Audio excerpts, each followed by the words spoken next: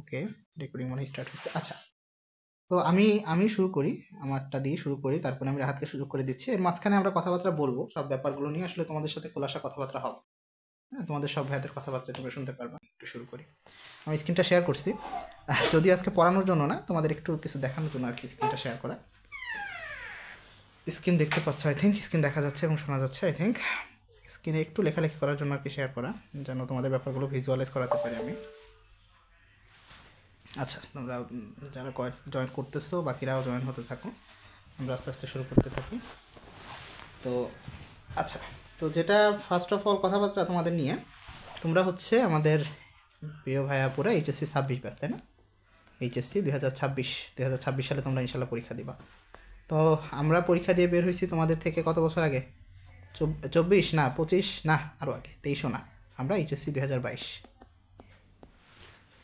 কতজন অ্যাটেন্ড করছে সবাই আসে। এইচএসসি 2022 ব্যাচ, আমরা অনেক আগের ভাইয়াপুরা। আমরা 2020 সালে হচ্ছে আমরা এসএসসি দিয়েছি ঝিনাইদহ গভর্নমেন্ট হাই স্কুল থেকে, গভর্নমেন্ট বয়েজ যেটা, এবং 2022 সালে সরকারি কৃষি কলেজ থেকে আমরা এইচএসসি পাস করছি। এবং এখন আলহামদুলিল্লাহ আমি হচ্ছে 3rd ইয়ারে পড়াশোনা করতেছি, তোমার নিবিড় ভাইয়া 2nd ইয়ারে। মেডিকেলের 3rd ইয়ার মানে হচ্ছে আমাদের একটু আবার কারিকুলামটা একটু ওদের থেকে অন্যরকম, এই জন্য আমরা 3rd ইয়ারে, আর ওরা 2nd ইয়ারে এখন আছে। তো যাই হোক, আর তোমরা তো হচ্ছে কেবলমাত্র ফার্স্ট ইয়ার, এখনও ফার্স্ট ইয়ারে তোমরা হচ্ছে একটা মিড টার্ম পরীক্ষা দিছো, একটা মাত্র পরীক্ষাই হয়েছে তোমাদের, এখনও পরীক্ষা অনেকগুলো দিবা। মোটামুটি কলেজ লাইফে আরও 2টা বড় বড় পরীক্ষা পাবা, একটা হচ্ছে এখানকার ইয়ার ফাইনাল পরীক্ষা, আর একটা হচ্ছে 2nd ইয়ারে গিয়ে একটা টেস্ট পরীক্ষা পাবা, তার আগে একটা পরীক্ষা আছে। যাই হোক, টোটাল কলেজ লাইফে 4টা মেন বড় বড় পরীক্ষা পাচ্ছ। তো পরীক্ষাগুলোর আগে যে কথাবার্তা, সেটা তোমরা অলরেডি আমরা গ্রুপে কিছু কথাবার্তা তোমাদের সাথে শেয়ার করছি, কিছু ভয়েস মেসেজের মাধ্যমে তোমরা শুনতে পারছো। সেটা হচ্ছে তোমাদের সাথে আমাদের মেইনলি কমিউনিকেশনের যে গ্যাপটা হয়েছে, এই যে প্রায় 4 বছর আগে এইচএসসি দেওয়ার কারণে, 4 বছর আগে এইচএসসি দেওয়ার কারণে তোমরা অনেকেই আমাদের চিনো না। ফার্স্ট অফ অল আমাদের সাথে আসলে তোমাদের সেভাবে কমিউনিকেশন নাই, পরিচয় নাই, কারণ ইমিডিয়েট সিনিয়রদের সাথেই সেভাবে পরিচয় থাকে।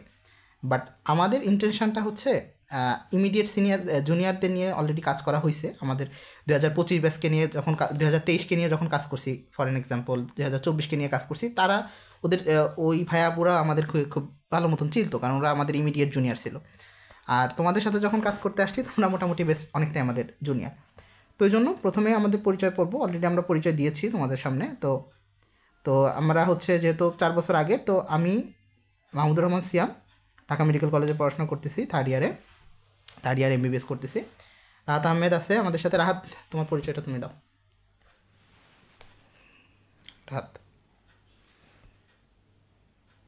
রাহাত আছো? চলে গেছো? হ্যালো, আসসালামু আলাইকুম ছোট ভাই এবং আপুরা। আমি তোমাদের রাহাত ভাই। আমি হচ্ছে ঢাকা ইউনিভার্সিটি কেমিস্ট্রি ডিপার্টমেন্টে আমি 2nd ইয়ারে পড়াশোনা করছি। রাহাত, হ্যাঁ, আমি হচ্ছে এসএসসি আর এইচএসসি দুইটাই দিয়েছি হচ্ছে আমি ঝিনাইদহ থেকে, ঝিনাইদহ বয়েজ স্কুল থেকে। আমি 2020 সালে এইচএসসি পাস করেছি এসএসসি, আর হচ্ছে এইচএসসি পাস করেছি 2022 সালে। আর বর্তমানে তো দেখতেছো অধ্যয়নরত আছি কেমিস্ট্রিতে। এখন হচ্ছে এই হচ্ছে আমার পরিচয়। আর যদি ইনশাল্লাহ সামনে আমরা কাজ করি, তাহলে তোমরা তো আমাদেরকে চিনতেই পারবা, জানতে পারবা। সমস্যা হচ্ছে 4 বছরের যে গ্যাপটা, এটার জন্য বেসিক্যালি তোমাদের সঙ্গে আমাদের একটা ডিস্টেন্স আর কি, যে তোমরা আমাদেরকে চিনো না ভালো করে। এটা আসলে তোমাদেরও দোষ না, এটা আমাদেরও দোষ না। এটা হচ্ছে আমরা যদি আমরা সামনে পড়াশোনা করি, তাহলে ইনশাল্লাহ আমরা পরিচিত হয়ে যাবো আর কি। এই হচ্ছে আমার পরিচয়। আচ্ছা। তো যাই হোক, আমরা পরিচিত হব আরও সামনে তোমাদের মাধ্যমে তোমাদের বন্ধুবান্ধবরা জানতে পারবে যে ভাইয়াদের পড়াতেছে। তো যে ব্যাপারগুলো নিয়ে আসলে খোলাসা করে কথাবার্তা বলার দরকার, সেটা হচ্ছে তোমরা এসএসসি পার করে আসছো। এসএসসিতে আলহামদুলিল্লাহ আমি জানি এখানে যতজন স্টুডেন্ট তোমরা কিউরিয়াসিটি নিয়ে আমাদের ক্লাসে জয়েন হয়েছো, তোমাদের সবারই এসএসসিতে জিপিএ 5 আছে। তোমরা শর্ট সিলেবাসের উপরে পরীক্ষা দিছো, জানি আমি, শর্ট সিলেবাসে পরীক্ষা দিছো এবং তোমাদের জিপিএ 5 আছে সবারই। যদি কারো 5 না থেকেও থাকে, কাছাকাছি হয়তো বা 5, হ্যাঁ, ফুল সিলেবাস ছিল, আমাদের শর্ট সিলেবাস ছিল না। তোমাদের এইচএসসি 26 তোমাদের ফুল সিলেবাস ছিল। আচ্ছা আচ্ছা, ঠিক আছে, যাই হোক, শর্ট সিলেবাস ফুল সিলেবাস এটাই হোক না কেন, আমরা শর্ট সিলেবাসে দিচ্ছি এইচএসসি, এসএসসি ফুল সিলেবাসে দিচ্ছি, এইচএসসি আমাদের শর্ট সিলেবাসে দেওয়া। যাই হোক, তো আমি আশা করতেছি মোটামুটি আমাদের সবাই জিপিএ 5 আছে। এসএসসি পরীক্ষার ক্ষেত্রে যেটা অনেক ছোট একটা মানে তুলনামূলক, তুমি কিন্তু এইচএসসির প্রথমে বইগুলোর সাইজ দেখে বুঝতে পারছো যে এসএসসির যে সিলেবাস সেটা একেবারেই তুলনামূলক অনেক ছোট আমাদের এইচএসসির তুলনাতে, তাই না? ওখানকার তুমি কেমিস্ট্রি বইটার কথাই চিন্তা করো না, কেমিস্ট্রি বইতে যদিও প্রায় 12-13টা চ্যাপ্টার আছে, কিন্তু এখানকার কেমিস্ট্রির ফার্স্ট পেপারেও হয়তো বা টোটাল 5টা চ্যাপ্টার আছে, ঠিক আছে, কিন্তু এই 5টা চ্যাপ্টারের সাইজ ওই 12-13টা চ্যাপ্টারের থেকে 3 গুণ বা 4 গুণ বেশি, তাই না, বইয়ের সাইজের তুলনায় চিন্তা করলে। তো তাহলে আমাদের ফার্স্ট ঝামেলাটা আমরা এইচএসসি লাইফে যেটা দেখতেছি সেটা হচ্ছে বইয়ের সাইজ অনেক বড়, এটা হচ্ছে আপাত দৃষ্টিতে প্রথম সমস্যা আমাদের জন্য, ভাই অনেক বইয়ের সাইজ বড়। দ্বিতীয় সমস্যা যেটা দেখো, এসএসসিতে তোমরা কী করছো দেখো, সেই জেএসসির পরে, জেএসসি তো তোমরা দিছো কিনা জানি না, এই 8-এর পরে যখন 9-এ শুরু করছো, 9-এ বই পড়া শুরু করছো, 9-এর পুরো বছরটা তোমরা পড়ছো, 10-এর পুরো বছর পড়ছো, তারপরে গিয়ে দেখা যাচ্ছে তার পরের বছরে গিয়ে ফেব্রুয়ারির দিকে তুমি পরীক্ষা দিছো, তো আলটিমেটলি তোমার হাতে টাইম থাকলো কত, প্রায় 2 বছর 2 মাস, 2 বছর বলতে কত, 12 এখানে 24, তারপরে আরও 2 26 বা 27 মাস প্রায় টাইম পাইছো। তো মোটামুটি 27 মাস আমি ধরে নিলাম অ্যাভারেজ 27 মান্থ মতন, 27 মান্থ মতন টাইম পেয়েছি আমরা এসএসসির জন্য। এখন দেখো এইচএসসির ক্ষেত্রে এই টাইমটা কমে কত দাঁড়াবে, 2 বছর, ফার্স্ট ইয়ার সেকেন্ড ইয়ার 12-24 মাস, না 12-24 মাস থাকে না, এইটা হচ্ছে আরেকটা সমস্যা আমাদের। এইচএসসির টাইমটা 24 মাস ওরা খাতে কলমে বললেও আসলে 24 মাস পায় না, 20 মাসও পায় না, মোটামুটি 18 থেকে 19 মাস, 20-এর কাছাকাছি 18 থেকে 19 মাস মতন আমাদের হাতে টাইম থাকে। সব থেকে খারাপ সমস্যা হচ্ছে এটা, 18 থেকে 19 মাসের মতন আমাদের হাতে টাইমটা থাকতেছে। এখন একটা ব্যাপার খেয়াল করো, যেখানে তুমি এত কম একটা সিলেবাস টাইম শেষ করার জন্য প্রায় 25, 26 বা 27 মাস টাইম পাইছো, তার থেকে 3 গুণ বা 4 গুণ সিলেবাস তোমাকে শেষ করার জন্য আমি টাইম দিতেছি 18 থেকে 19 মাসের মতন। এখন এইটা হইলেও মানা যেত। 3 নাম্বার সমস্যাটার জন্য আমাদের সব থেকে বেশি মানে ট্রাবল ফেস করতে হয়, সেটা কি, সেটা হচ্ছে এইচএসসির পরে যে একটা মহাযুদ্ধ, যেটাকে আমরা মহাযুদ্ধই বলবো, মহাযুদ্ধ, তাই না, মহাযুদ্ধ কি শুনছো বড় ভাইয়া দাপুদের কাছ থেকে, বা অনেকটা হয়তো বা অনেকের ভাইয়া পুরা থাকলে অভিজ্ঞতাও আছে, সেটা কি আমাদের অ্যাডমিশন। আচ্ছা দাঁড়া আমি একটু এটা অফ করি, আচ্ছা সেটা হচ্ছে আমাদের অ্যাডমিশন। এটা হচ্ছে আমাদের সব থেকে বড় এবং সব থেকে প্রধান সমস্যা অ্যাডমিশন লাইফটা। কারণ একই জিনিস, আচ্ছা ঠিক আছে, আমি মনে করো আমি কষ্টবিষ্ট করে 27 মাসের যে পড়াশোনা বা যেটা 3 গুণ 4 গুণ পড়াশোনা আমি মোটামুটি শেষ করলাম, 18-19 মাসে শেষ করলাম, কিন্তু 18-19 মাসে শেষ করার পরে আমি এইচএসসিতে ভালোও করলাম, সেটা নিয়েও প্রবলেম নাই, কিন্তু আমি ধরাটা খাবো কোথায় গিয়ে, অ্যাডমিশনে গিয়ে। কেন ভাই অ্যাডমিশনে কেন এত ভয় দেখানোর কারণটা কি, অ্যাডমিশন নিয়ে ভয় দেখানোর কারণটা হচ্ছে, তোমরা যখন এসএসসি পরীক্ষা দিছো, একটা সমীকরণ তোমাদের দেখায়, তোমরা যখন এসএসসি পরীক্ষা দিছো সারা বাংলাদেশ থেকে মোটামুটি অন অ্যান এভারেজে প্রতি বছর 15 থেকে 16 লাখ স্টুডেন্ট এসএসসি পরীক্ষা দেয়, সব গ্রুপ মিলিয়ে অ্যাভারেজে। এই সংখ্যাটা এইচএসসিতে গিয়ে কিছুটা কমে যায়, অনেকে যেটা করে ভোকেশনালে চলে যায় বা পড়াশোনা ছেড়ে দেয়, বিদেশে চলে যায়, তোমাদের সাথে অনেক ফ্রেন্ডরা আছে, পড়াশোনা কন্টিনিউ করে না। তো আলটিমেটলি এই সংখ্যাটা প্রতি বছর অ্যাভারেজে এইচএসসিতে গিয়ে হয় 12 লাখের কাছাকাছি, 12+-1 ধরতে পারি আমরা, 12 লাখের কাছাকাছি, 10 থেকে 12 লাখ মতো, মোটামুটি 11-12 লাখ এরকমটা হয়। তো সেটাও কোনো সমস্যা ছিল না। কেন সমস্যা ছিল না, যদি এই 12 লাখ স্টুডেন্টকেই সরকার A+ দিয়ে দেয়, তোমার কোনো সমস্যা বলো, ইউনিট সরকার ধরো 12 লাখ স্টুডেন্টকেই তোমার A+ দিয়ে দিল, তাতে তোমারও কিছু না, তোমার বন্ধুরও কোনো সমস্যা না, সমস্যা না। সমস্যাটা কেন, কারণ এই 12 লক্ষ স্টুডেন্টই যখন এইচএসসি শেষ করবে, এরা এই ভর্তি যুদ্ধ বা অ্যাডমিশনে পা দিবে। অ্যাডমিশনে যখন এই 12 লক্ষ স্টুডেন্ট পা দিবে, ওদের জন্য সারা বাংলাদেশ সরকার তোমাকে সিট দিয়ে রাখছে কত, আচ্ছা তার আগে আমরা হিসাব করি আমাদের সারা বাংলাদেশে এরপরে তুমি এইচএসসি লাইফের পরে হায়ার এডুকেশনের জন্য তোমার হাতে কী কী অপরচুনিটিস আছে। তুমি সব থেকে বেশি বাংলাদেশের মানুষের যেটা সায়েন্স থেকে পড়লেই যেটা বাবা মা চায় প্রথম, মেডিকেলে পড়া, তাই না, তুমি মেডিকেলে পড়তে পারো। মেডিকেল বলতে সরকারি মেডিকেল কলেজে, বাংলাদেশে 37টা সরকারি মেডিকেল কলেজ আছে, 37টা মেডিকেলে সব মিলিয়ে 5380টা সিট আছে। 37টা মেডিকেল মিলে 5380টা সিট, অনেক সিট লাগতেছে না। আচ্ছা গেল, এরপরে ইঞ্জিনিয়ারিং কলেজগুলো আছে, ইঞ্জিনিয়ারিং ইউনিভার্সিটিগুলো আছে, বুয়েট, কুয়েট, রুয়েট, চুয়েট সহ সারা বাংলাদেশে বিভিন্ন রকমের ইঞ্জিনিয়ারিং ইউনিভার্সিটি আছে, সাস্ক, পটুয়াখালী বিজ্ঞান প্রযুক্তি, যশোর বিজ্ঞান প্রযুক্তি বিশ্ববিদ্যালয়, অনেকগুলো ইঞ্জিনিয়ারিং ইউনিভার্সিটি। এরপরে থার্ড ক্যাটাগরিতে আমরা কমন ভার্সিটিগুলোকে রাখতে পারি, ভার্সিটি।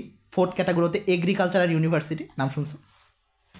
এরপরে টেক্সটাইল বিশ্ববিদ্যালয় আছে কিছু, এরপরে আরও কিছু নন আদার্স কিছু স্পেসিফিক সাবজেক্টের জন্য কিছু ভার্সিটি আছে, মেরিনের জন্য, লাইক এয়ারফোর্সের জন্য, এরকম কিছু সাবজেক্টের জন্য স্পেশাল কিছু বিশ্ববিদ্যালয় যেগুলো রিসেন্ট টাইম একেবারে খুলছে। তো সব মিলিয়ে আচ্ছা তাহলে 12 লক্ষ স্টুডেন্টদের জন্য মোটামুটি তার 10-12 লাখ সিট থাকলো, তাই না, সব মিলিয়ে, তাই না। কিন্তু বিষয়টা এরকম হলে আলটিমেটলি আমাদের জন্য খুব একটা সমস্যা হতো না। এইচএসসি লাইফেও আমরা একটু চিল করে বা কোনো রকম মজা টজা করে কাটাই দিতাম, এরপরে গিয়ে তো আমাদের জন্য এত অপরচুনিটি আছে। বাট সমস্যার ব্যাপারটা হচ্ছে এই যে মেডিকেলে 5380টা, বুয়েট, কুয়েট, রুয়েট, চুয়েট অর্থাৎ ইঞ্জিনিয়ারিং ইউনিভার্সিটি, দেন ভার্সিটি, দেন এগ্রিকালচার, টেক্সটাইল, আদার ভার্সিটি, সব মিলিয়ে বাংলাদেশে সিট আছে কত, গেস করতে পারো? সব মিলিয়ে এই 12 লক্ষ স্টুডেন্টের জন্য কত কত সিট আছে, গেস করতে পারবা? মোটামুটি 60,000-এর মতন। 60,000 সিট আছে সারা বাংলাদেশে সরকারিভাবে তোমাকে উচ্চশিক্ষায় শিক্ষিত করার জন্য। 60,000, আমি মানে সংখ্যাটা 1 লক্ষ পার হচ্ছে না, মানে 60,000। এটার প্রেক্ষিতে একটা বাস্তবতা তোমাকে দেখায়। প্রতি বছর এই যে 12 লক্ষ স্টুডেন্ট তোমাদের সাথে এইচএসসি পরীক্ষা দিবে, এর মধ্যে জিপিএ 5 পাবে কত? মোটামুটি কম পাইলেও গত বছর আমাদের বছর পাইছিল 1.5 লাখ স্টুডেন্ট, 1,40,000, 1,40,000 কাছাকাছি। পরের বছর হচ্ছে প্রায় 98,000-এর মতন। পরের বছর রেজাল্ট একটু খারাপ হয়, 98,000 মতন। এর পরের বছর 1 লাখের উপরে পার হয়েছে, 1 লাখ পার। তোমাদের বছরও ধরে রাখো অন অ্যান অ্যাভারেজ, ধরো 1,10,000 ধরো, বা 1 লাখ ধরি, আমি একটা রাউন্ড ফিগার 1 লাখ ধরি। ওকে, 1 লাখ স্টুডেন্ট এ প্লাস পাবে, কিন্তু এ প্লাস। তার মানে তুমি এসএসসিতে, এইচএসসিতে এ প্লাস পাওয়া একটা স্টুডেন্ট, চিন্তা করো, তুমি অলরেডি এসএসসিতে তুমি এ প্লাস সিকিউর করে আসছো, এইচএসসিতে তোমার এ প্লাস, তাই না? তুমি অনেক ভালো স্টুডেন্ট তোমার সমাজের কাছে, তোমার বাবা মার কাছে, তোমার রিলেটিভসের কাছে, তাই না? ছেলে হচ্ছে এসএসসিতে এ প্লাস পাইছে, এসএসসিতে এ প্লাস পাইছে। সমস্যাটা কোথায়? সমস্যা তোমার জন্য সিট নাই। কেমনে সিট থাকবে? 1 লাখ স্টুডেন্ট যদি এ প্লাস নিয়ে বের হয়, তার মধ্যে 40,000 স্টুডেন্ট নিশ্চয়ই এমন থাকবে যারা বলবে জাস্ট আমার এসএসসিতে এ প্লাস, এইচএসসিতে এ প্লাস, বাট আমি বাংলাদেশের কোনো সরকারি প্রতিষ্ঠানে আমার নিজের জন্য একটা জায়গা তৈরি করতে পারিনি। এরকম স্টুডেন্ট 40,000 জন থাকবে। 40,000 সংখ্যাটা অনেক বেশি। এটা তো এ প্লাসের ঘটনাই গেল। খালি এ প্লাস ছাড়া কি স্টুডেন্ট হয় না? অনেকে তো এ প্লাস ছাড়াও মেডিকেলে চান্স পায়, বুয়েটে চান্স পায়, বা হচ্ছে ঢাকা বিশ্ববিদ্যালয়ে চান্স পায়, তাই না? এটা এ প্লাস ছাড়া থেকেও চলে আসতেছে। তাহলে চিন্তা করো কতটা ইনসিকিউর থাকে স্টুডেন্টের এই গ্রেডসগুলো, যে তুমি এসএসসিতে এ প্লাস পাইতেছো, এইচএসসিতে এ প্লাস পাচ্ছ, তাও তোমার হায়ার এডুকেশনের জন্য বাংলাদেশ গভর্নমেন্টের কাছে সেই ক্যাপাবিলিটি নাই যে তোমাকে ভালোভাবে পড়াতে পারবে। ফার্স্ট অফ অল এটা আমাদের ব্যবস্থাপনার ত্রুটি বলবো। প্রথম কথা আমাদের ব্যবস্থাপনার ত্রুটি, কারণ এতগুলো স্টুডেন্টকে আমি পড়াচ্ছি, উচ্চশিক্ষায় আমি শিক্ষিত না করতে পারলে তাহলে কেন পড়াইতেছি, প্রথম কথা। দ্বিতীয় ত্রুটিটা কোথায়? আমাদের নিজেদের পড়াশোনাতে। তুমি কি মনে করো যে যখন এই 1 লাখ স্টুডেন্ট এ প্লাস এইচএসসিতে বের হচ্ছে, এরা সবাই হচ্ছে পাবলিক ইউনিভার্সিটিতে বা পাবলিক সরকারি এই জায়গাতে পড়ার জন্য ক্যাপাবল? নিশ্চয়ই ক্যাপাবল না। ক্যাপাবল না বলে এদের মধ্যে একটা ভর্তি প্রতিযোগিতা হচ্ছে, এবং এই প্রতিযোগিতার বাস্তবতাটা যদি তোমার সামনে আমি নিয়ে আসি, সেটা হচ্ছে মেডিকেলের কথা চিন্তা করো। আমি মেডিকেলের কথাটা একটু বলি, এরপরে ভার্সিটির কথাটা বলবে, হাত আসতেছে সেই জায়গাতে। মেডিকেলের কথা যদি তোমাকে বলি, আমি 5,380টা সিটের জন্য এই বছরও মেডিকেল ভর্তি পরীক্ষায় অংশগ্রহণ করে 1,30,000 স্টুডেন্ট। 1,30,000 student, 1,30,000 student. তার মানে তুমি একটা ব্যাপার এখান থেকে বুঝতে পারতেছো, এইখান থেকে 1,25,000 স্টুডেন্ট থাকবে, এরা কোনো সরকারি মেডিকেলে চান্স পাবে না। মাত্র 5,000 স্টুডেন্টকে এখান থেকে নেওয়া হবে। 1,25,000 স্টুডেন্টই বাদ, টিকলো কত? 5,000। প্রতি সিটের জন্য লড়াই করতে হচ্ছে মোটামুটি প্রায় 33-34 জনের মতন। 34 জন একটা সিটের জন্য লড়াই করতেছে। অর্থাৎ ব্যাপারটা অনেকটা এরকম, একটা ক্লাস, যে ক্লাসের স্টুডেন্ট সংখ্যা 34 জন, একটা পরীক্ষা নেওয়া হলো এবং বলা হলো এই পরীক্ষাতে একজনকে খালি পাস দেওয়া হবে, বাকি সবাই ফেল করবে। ওরকম একটা পরীক্ষাতে তোমার ফার্স্ট হয়ে মেডিকেলের একটা সিট দখল করতে হবে। এটা গেল নর্মাল মেডিকেলের কথা। ঢাকা মেডিকেলের কথা এবার চিন্তা করো, সবারই ফার্স্ট চয়েস থাকে যেহেতু ডিএমসি। ঢাকা মেডিকেলের সিট সংখ্যা কত আমাদের? 250। তো সেই হিসাবে আমাদের বারজয়বার পরীক্ষা দিল মোটামুটি 1,36,000-এর কাছাকাছি স্টুডেন্ট পরীক্ষা দিল। তো সেই ক্ষেত্রে তোমার ঢাকা মেডিকেলের একটা সিট এনশিওর করার জন্য 607 জনের সাথে লড়াই করতে হয়। একটা বড় হল, যেই হলের মধ্যে 607 জন স্টুডেন্ট আছে, সেখানে তোমাকে লড়াই করে 606 জনকে হারিয়ে একটা সিট তোমাকে বাছাই করতে হবে। এই জন্য আমরা এটাকে ভর্তি যুদ্ধ বলি, ভর্তি পরীক্ষা না, ভর্তি যুদ্ধ বলি। যুদ্ধই তো আলটিমেটলি, তাই না? তোমাকে এত স্টুডেন্টকে পিছনে ফেরে যখন একটা সিটকে এনশিওর করতে হচ্ছে, আসলে এটা একটা যুদ্ধ। তো আমাদের মেন টার্গেটটা থাকে যে এই যুদ্ধটার জন্য নিজেকে আগে থেকে ক্যাপাবল করা। এই ক্যাপাবল করার সময়টা কোথায়? আমাদের এই 18 থেকে 19 মাস, যে কথাটা আমি তোমাকে একেবারে প্রথমের দিকে বললাম, যে 18 থেকে 19 মাস আছে, এই মাসের এই সময়টার মধ্যে আমাদের এইচএসসির জন্য এবং ওই এত এই 60,000 সিটের মধ্যে অন্তত একটা সিটকে নিজের করে নেওয়ার জন্য আমাদের লড়াইটা শুরু হয়। এখন এই জায়গাটাতে আমরা মেন একটা হোঁচট খাই, কারণ আমাদের এই সিস্টেমটা বা আমাদের পড়ার টেকনিকটা ঠিক থাকে না। এই জন্যই কিন্তু এত স্টুডেন্ট বাদ পড়ার পরে অল্প কিছু স্টুডেন্ট চান্স পায়। কেন চান্স পায় অল্প কিছু স্টুডেন্ট? কারণ ওদের পড়ার স্ট্র্যাটেজিটা ঠিক ছিল, ওদের পড়ার টেকনিক্সটা ভালো ছিল এবং ওরা একটা সঠিক গাইডলাইনে ছিল একেবারে প্রথম থেকে শেষ পর্যন্ত। এই জন্যই কিন্তু ওরা আলটিমেটলি শেষে গিয়ে একটা সিটকে নিজের করে নিতে পারে। তো আমাদের মেন টার্গেটটা তো আসলে এই জায়গাটাতেই যে যেহেতু আমরা তিনজন তোমাদের ভাই এখানে যারা আছি, আমরা কিন্তু বাংলাদেশের, তুমি বলতে পারো বাংলাদেশের এডুকেশন সিস্টেমের ক্ষেত্রে একেবারে টপ 3টা প্রতিষ্ঠান, ঢাকা মেডিকেল, ঢাকা বিশ্ববিদ্যালয় এবং বুয়েট, এখানকে তিনজন ভাইয়া তোমাদের সামনে এখন আছে। তো আমরা কিন্তু নিশ্চয়ই এই জার্নিটা অন্যদের মতন করে পাড়ি দিইনি, অন্যদের থেকে কিছুটা হলো আলাদাভাবে এই জার্নিটা শেষ করার কারণে এত স্টুডেন্টের মধ্যে কিন্তু নিজেদের জায়গা তৈরি করে নিতে পারছি, তাই না? তো আমাদের মেইন টার্গেটটা থাকবে তোমাদের আগামী 1.5 বছর তোমাদেরকে এমনভাবে প্রিপেয়ার করা যেন এই 12 লক্ষ স্টুডেন্টের সাথে বা 15 লক্ষ স্টুডেন্টের সাথে তুমি কম্পিটিট করো, এবং এইচএসসিতে তো তোমরা A+ এবং গোল্ডেন A+ নিশ্চিত করবাই। করার পরে এই যে জায়গাগুলো তোমাদের পছন্দের জায়গা, সেটা হতে পারে মেডিকেল, ইঞ্জিনিয়ারিং ইউনিভার্সিটি বা ভার্সিটি বা এগ্রিকালচার, যেটাই হোক না কেন, সেখানে একটা সিট নিজে ইনশিওর করে দেওয়া। এটা আমাদের দায়িত্ব থাকবে তোমাদের আগামী 1.5 বছর সেই জিনিসটাকে গাইডলাইন করে সেই জায়গা পর্যন্ত পৌঁছায় দেওয়া ইনশাআল্লাহ। এবং এই যাত্রাটাতে তোমরা যদি আলটিমেটলি শেষ পর্যন্ত ধরে রাখতে পারো, অবশ্যই এখান থেকে অবশ্যই ভালো একটা কিছু তুমি আশা করতে পারবা। কারণ যেহেতু আমরা তোমাদের প্রিভিয়াসলি 24 ব্যাচকে নিয়ে, 23 ব্যাচকে নিয়ে, 25 ব্যাচকে নিয়ে কাজ করেছি 2টা ব্যাচকে নিয়ে অলরেডি আমাদের কাজ করা হয়ে গেছে এবং 25 ব্যাচ চলতেছে, কাজ করেছি নিজের আলাদাভাবে, যদি একসাথে করা হয়নি। তো এই জন্য সেই দিক থেকে আমরা অন্তত এতটুকু ইনশিওর করতে পারি যে এই ব্যাপারটাতে আমাদের ফুল একেবারে সাপোর্ট, এবং আমরা যে অভিজ্ঞতাগুলো বা যে অবস্ট্রাকলসগুলো প্রথম দিকে ফেস করছি সেই জায়গাটা তোমাদেরকে শেয়ার করে তোমাদের ওই জায়গাটা থেকে অন্তত বের করে একটা ভালো গাইডলাইনের মাধ্যমে শেষ পথে একেবারে শেষ হাসিটা তোমাদের হাসাতে পারবো।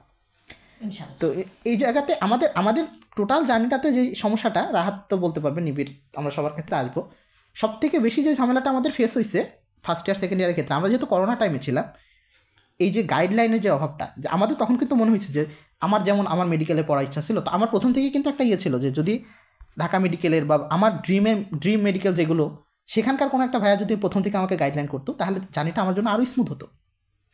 বাট সেই সুযোগটা কিন্তু এখন তুমি ঘরে বসেই পাইতেছো, এবং এটা পুরাটা মানে 1-2 দিন না, পুরা 1.5 বছর এটা আমাদের কমিটমেন্ট থাকবে যে পুরা 1.5টা বছর যতদিন পর্যন্ত তুমি একটা জায়গাতে চান্স না পাচ্ছ, এইচএসসি জার্নিতে অবশ্যই একটা ভালো প্রতিষ্ঠানে নিজের সিটটা ইনশিওর করার আগ পর্যন্ত তোমাদের যত রকমের সাহায্য দরকার বা যত রকমের হেল্প দরকার, এটা শুধুমাত্র পড়াশোনার ব্যাপারে থাকবে না, তুমি বিভিন্ন সময় একাডেমিক লাইফে বিভিন্ন অবস্ট্রাকলস ফেস করতে পারো, বিভিন্ন সমস্যা হতে পারে তোমার, সেই ব্যাপারগুলো সহ তোমাকে একেবারে পথটা যেন স্মুথলি যেতে পারো সেটার জন্য আমরা সবসময় সাপোর্টে থাকবো। এখন কথা হতে পারে ভাইয়া তাহলে আপনাদের কাছে কেন, আমাদের জন্য এসিএস আছে, বন্দি পাঠশালা আছে, 10 মিনিট স্কুল আছে, আর কত বড় কোটি টাকার অনলাইন প্ল্যাটফর্ম তৈরি হয়েছে, ওখানে ভর্তি না হয়ে কেন আপনাদের কাছে থাকবো আমি?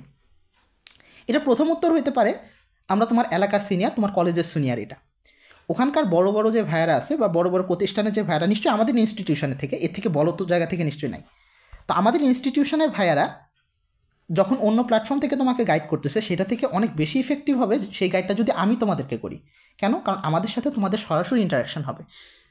অনলাইনে তো ক্লাস করবাই, পাশাপাশি প্রতি মাসে বা কিছুদিন পরই হয়তো আমাদের সাথে সরাসরি দেখা হবে। আমরা বড় ইভেন্ট রাখবো ঝিনাইদহে, তোমাদের অফলাইন পরীক্ষার ব্যবস্থা করবো। যখন সরাসরি আমাদের দেখা হবে, তোমরা যখন সরাসরি আমাদের কথাগুলো শুনবা, সরাসরি আমাদের সাথে ইন্টারাক্ট করবা, সেটা ততটা ইফেক্টিভ হবে।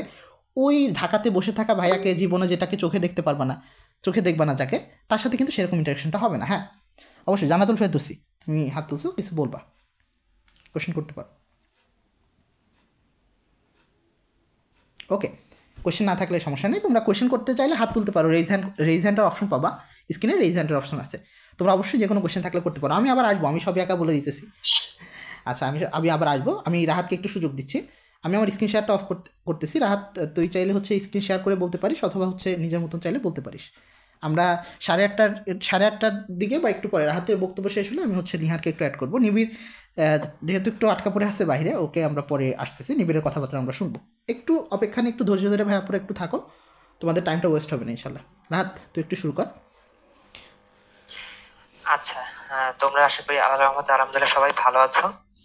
তোদের সিয়াম ভাই অনেক কথাবার্তায় বলেছেন, এখন আমি এর সঙ্গে কিছু অ্যাড করি, ঠিক আছে?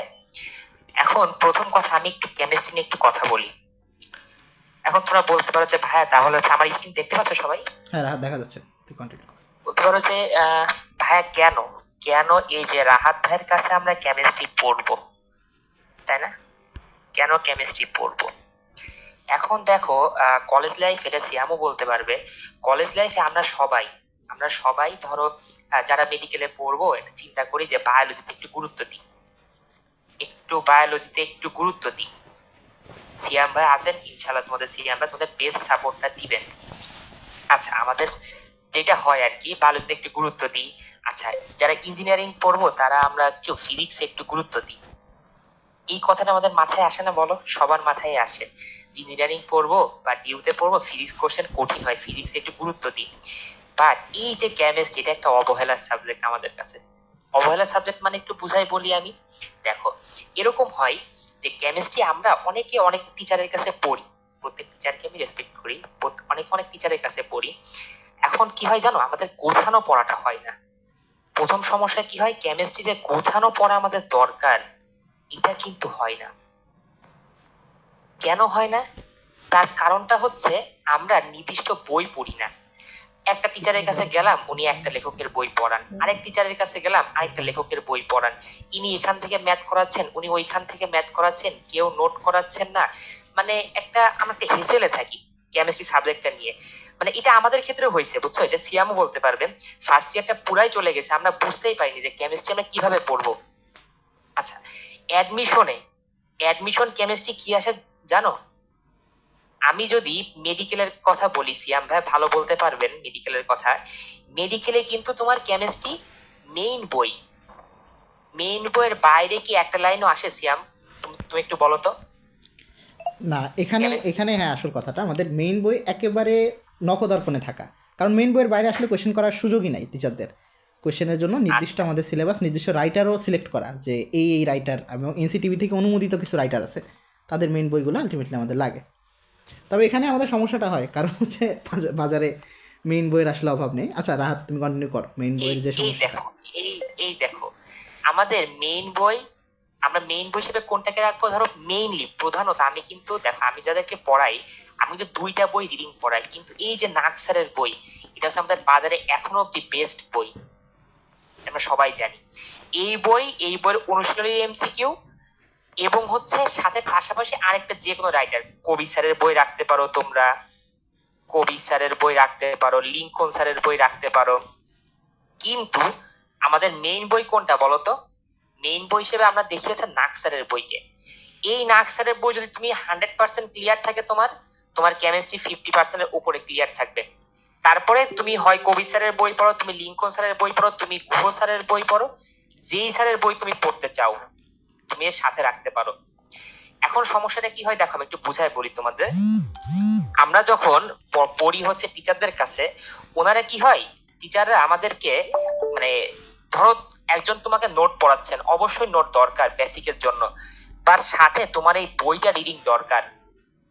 আরেকটা কি আছে দেখো, তুমি যখন বই রিডিং পড়বা, বইয়ের অনেক টপিক, যখন পুরা বই তুমি রিডিং পড়বা, অনেক টপিকে তোমার সমস্যা হবে,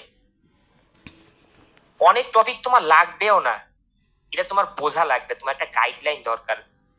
প্লাস দেখো হচ্ছে, তোমরা বলতে পারো যে ভাই যদি আমি ইঞ্জিনিয়ারিং কোচিং করব, আমার তো কিছু ম্যাথ দরকার। হ্যাঁ অবশ্যই। এখন আমি আমার দিক থেকে বলি, তোমরা যদি আমাদের প্ল্যাটফর্মে থাকো, আমি আমার দিক থেকে তোমাদের জন্য কি করতে পারি আমি এইটা বলি। আমি যাদেরকে পড়াই, তোমরা খোঁজ নিতে পারো, আমি কিন্তু মেন বই রিডিং ধরে ধরে পড়াই। এটা আসলে একটা ওদের অভিযোগ যে ভাই আপনি পড়া বেশি দেন। বেশি কেন দিই, তার কারণ আছে, কারণ মেন বই যে ধরে ধরে রিডিং, এটা খুব কম টিচারই পড়ান। আমি মেন বই রিডিং পড়াই, আমি নিজে তোমাদেরকে পিডিএফ প্রোভাইড করব। সেই পিডিএফ এ কি থাকবে, মিনিমাম দুইটা রাইটারের যে গাণিতিক সমস্যাগুলো আছে, তোমরা জানো যে গাণিতিক টুকটাক সমস্যাগুলো তোমার হচ্ছে ডিইউ রিটেনে আসে, ইঞ্জিনিয়ারিং যে রিটেন গুলা দেয় তোমার হচ্ছে বুয়েট রিটেন, তারপর সিকে রুয়েটে যে এমসিকিউ গুলো আছে, এই গাণিতিক সমস্যাগুলো আমি তোমাদের নিজেই পিডিএফ প্রোভাইড করব। প্লাস আমার আরেকটা, এটা কি তোমরা কি বলবো আমি জানি না, আমি নিজে কিন্তু বোর্ড কোশ্চেন সলভ করে দিই। আমি যে বোর্ড কোশ্চেন গুলো না, এই বোর্ড কোশ্চেন গুলো আমি নিজে সলভ করে দিই। প্লাস আমি দুইটা রাইটারের বইয়ের এমসিকিউ আমি পড়াই দিব একবারে।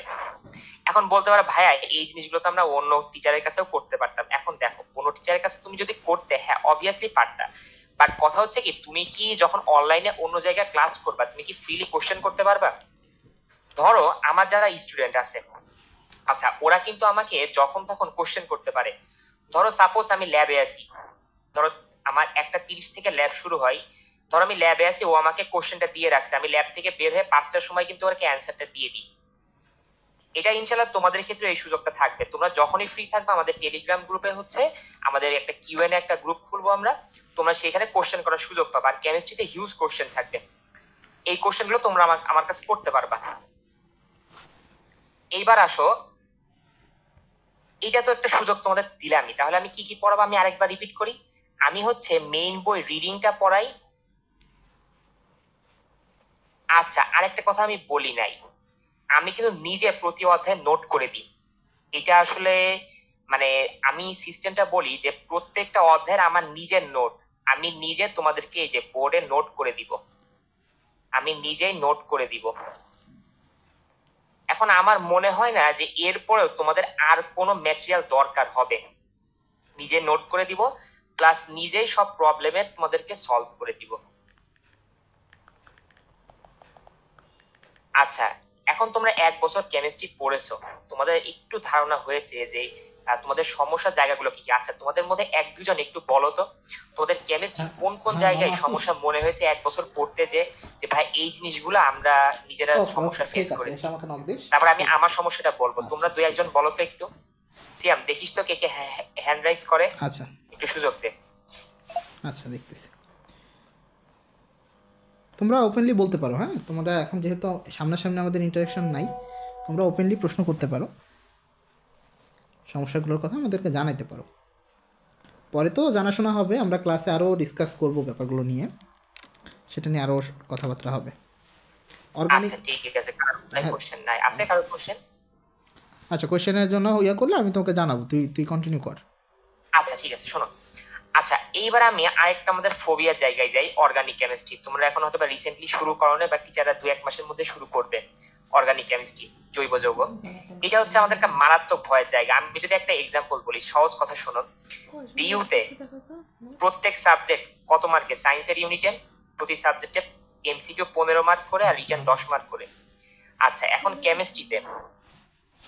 কেমিস্ট্রিতে আমাদের এমসিকিউ যে 15 মার্ক, এর মধ্যে 3টা থেকে 4টা এমসিকিউ কি থেকে দেয় বলতো? ধরো 4টা এমসিকিউ বেশি দেয়, এ অর্গানিক থেকে আসে।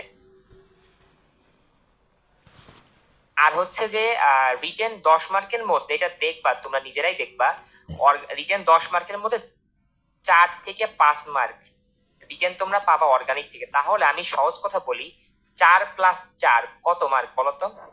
8 মার্ক। 25 মার্কের মধ্যে তোমরা 8 মার্ক পাচ্ছ অর্গানিক থেকে। তাহলে পুরা কেমিস্ট্রি বইকে যদি তুমি 3 ভাগ করো, একটা ভাগ জুড়ে আছে কি বলতো? একটা ভাগ জুড়ে আছে এখানে অর্গানিক। অর্গানিক নিয়ে আমাদের হিউজ ফোবিয়া কাজ করে, এটা সত্য কথা, বুঝতে পারছো? এটা আমাদেরও করেছে, আমরা বুঝে উঠতে পারতাম না যে অর্গানিক কি পড়বো, একটা ভয় কাজ করতো আমাদের। এখন অর্গানিক আমি কিভাবে পড়াবো, আমি আমার কথাটা একটু বলি, ঠিক আছে? ধরো আমি অলরেডি তোমাদের 3 ব্যাচ ভাই আপুকে আমি অর্গানিক পড়িয়েছি আর কি। হ্যাঁ, আমি কি পড়াই, আমার নিজের নোট আছে, আমার নিজের নোট তোমাদের আমি এই পিডিএফটা দিয়ে দিব। যখন আমি কিছু দূরে, আমি যখন বুঝবো যে হ্যাঁ এখন তোমাদের পিডিএফ দেওয়া দরকার, তখন পিডিএফ দিব, তোমরা এটা প্রিন্ট করে নিতে পারবা চাইলে, কোনো প্যারা নেই। এখানে আমি 2টা বই থেকে নিজের নোট করছিলাম, এটা ইন্টারমিডিয়েট লাইফে। এই নোটটা তোমাদেরকে আমি ইনশাআল্লাহ প্রোভাইড করব। তারপরে কি, আমি যখন সাপোজ একটা এক্সাম্পল দিই, যখন আমি তোমাদের বই থেকে অ্যালকেন পড়াবো, আমি আগে নিজের নোটটা তোমাদেরকে বোর্ডে বোঝাবো, দেন বই থেকে পড়াবো, দেন হচ্ছে এখান থেকে তোমাদের কাজ দিব। তার মানে এখন যদি বলো যে ভাইয়া যদি একটা রিয়াকশন দেখাচ্ছে আপনি পড়াননি, এমন যদি হয়, না ইনশাল্লাহ হবে না, কারণ আমি 2 থেকে 3টা বই নিজে পড়েছি, প্লাস আমি এখনো বই ঘাটাঘাটি করি তোমাদের পড়ানোর জন্য, প্লাস এমন কোনো রিয়াকশন ইনশাল্লাহ হবে না যে রিয়াকশন আমি বাদ দেবো। তাহলে অর্গানিক নিয়ে ইনশাল্লাহ তোমাদের ভয়ের কোনো কারণ নেই। এখন একটা ছোট্ট একটা কথা বলি তোমাদের, সিয়াম ভাই এই রেশিও তোমাদের দিচ্ছিল, আমি যদি ডিইউ এর একটা রেশিও দিই, ডিইউতে বায়োলজি যারা মেডিকেল কোচিং করবা ইনশাল্লাহ ডিইউতে বায়োলজি খুব ভালো পারবা। আচ্ছা, ফিজিক্স নিয়ে কথা তোমাদের নিবিড় ভাই বলবেন, ম্যাথটা আমি আপাতত স্কিপ করি। বাট কেমিস্ট্রির কথা যদি আমি বলি, কেমিস্ট্রি যদি কেউ মেন বই ভালো করে পড়ো, বেসিক ক্লিয়ার থেকে, ডিউতে কোশ্চেন কিন্তু বেসিক থেকে বেশি আসবে।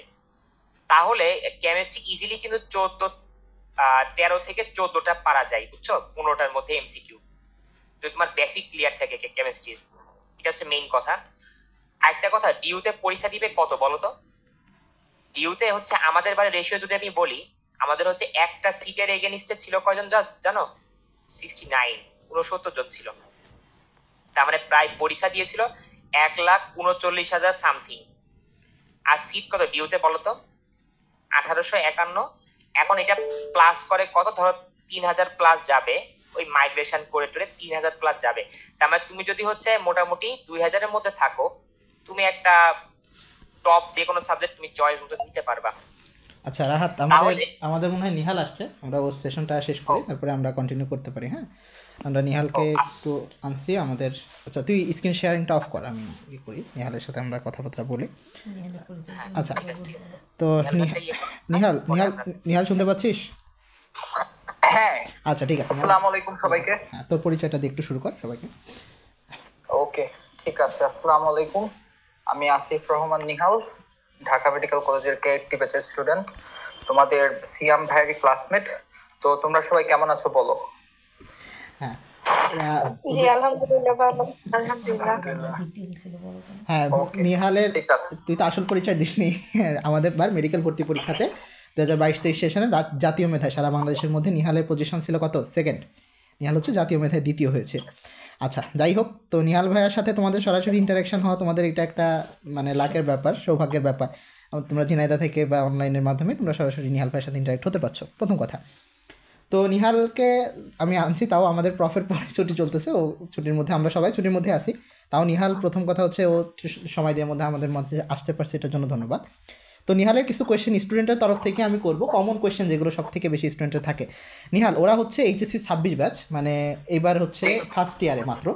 তো তুই ফার্স্ট অফ অল বল যে ওরা যেহেতু এখন ফার্স্ট ইয়ারে মাত্র একটা মিড টার্ম পরীক্ষা দিছে, তো ওদের যদি কারো মেডিকেলের জন্য প্যাশনেট থাকে বা ঢাকা মেডিকেলে চান্স পেতে চায় বা জাতীয় মেধাতে একটা ভালো পজিশন করতে চায়, প্রথম দিকে থাকতে চায়, তো ওদের কি এখন থেকে প্রিপারেশনটা কেমন হওয়া উচিত একাডেমিক বা অ্যাডমিশনের জন্য, যেটাই হোক?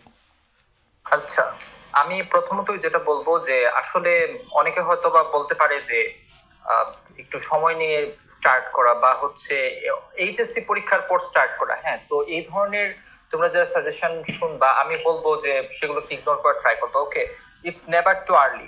ওকে, তুমি যত আগে থেকে পারা যায়, ইভেন কেউ যদি মনে করো যে এসএসসি পরীক্ষা চলাকালীনও একটু উচ্চ মাধ্যমিকের বইগুলো দেখে রাখে, যেটা কিনা আমার ক্ষেত্রে হয়েছিল, তো আমি বলবো যে সেটা তোমার জন্য এভেন্চুয়ালি কিন্তু বেনিফিশিয়াল হবে। ওকে, তো আমার জার্নিটা একটু বলি সংক্ষেপে।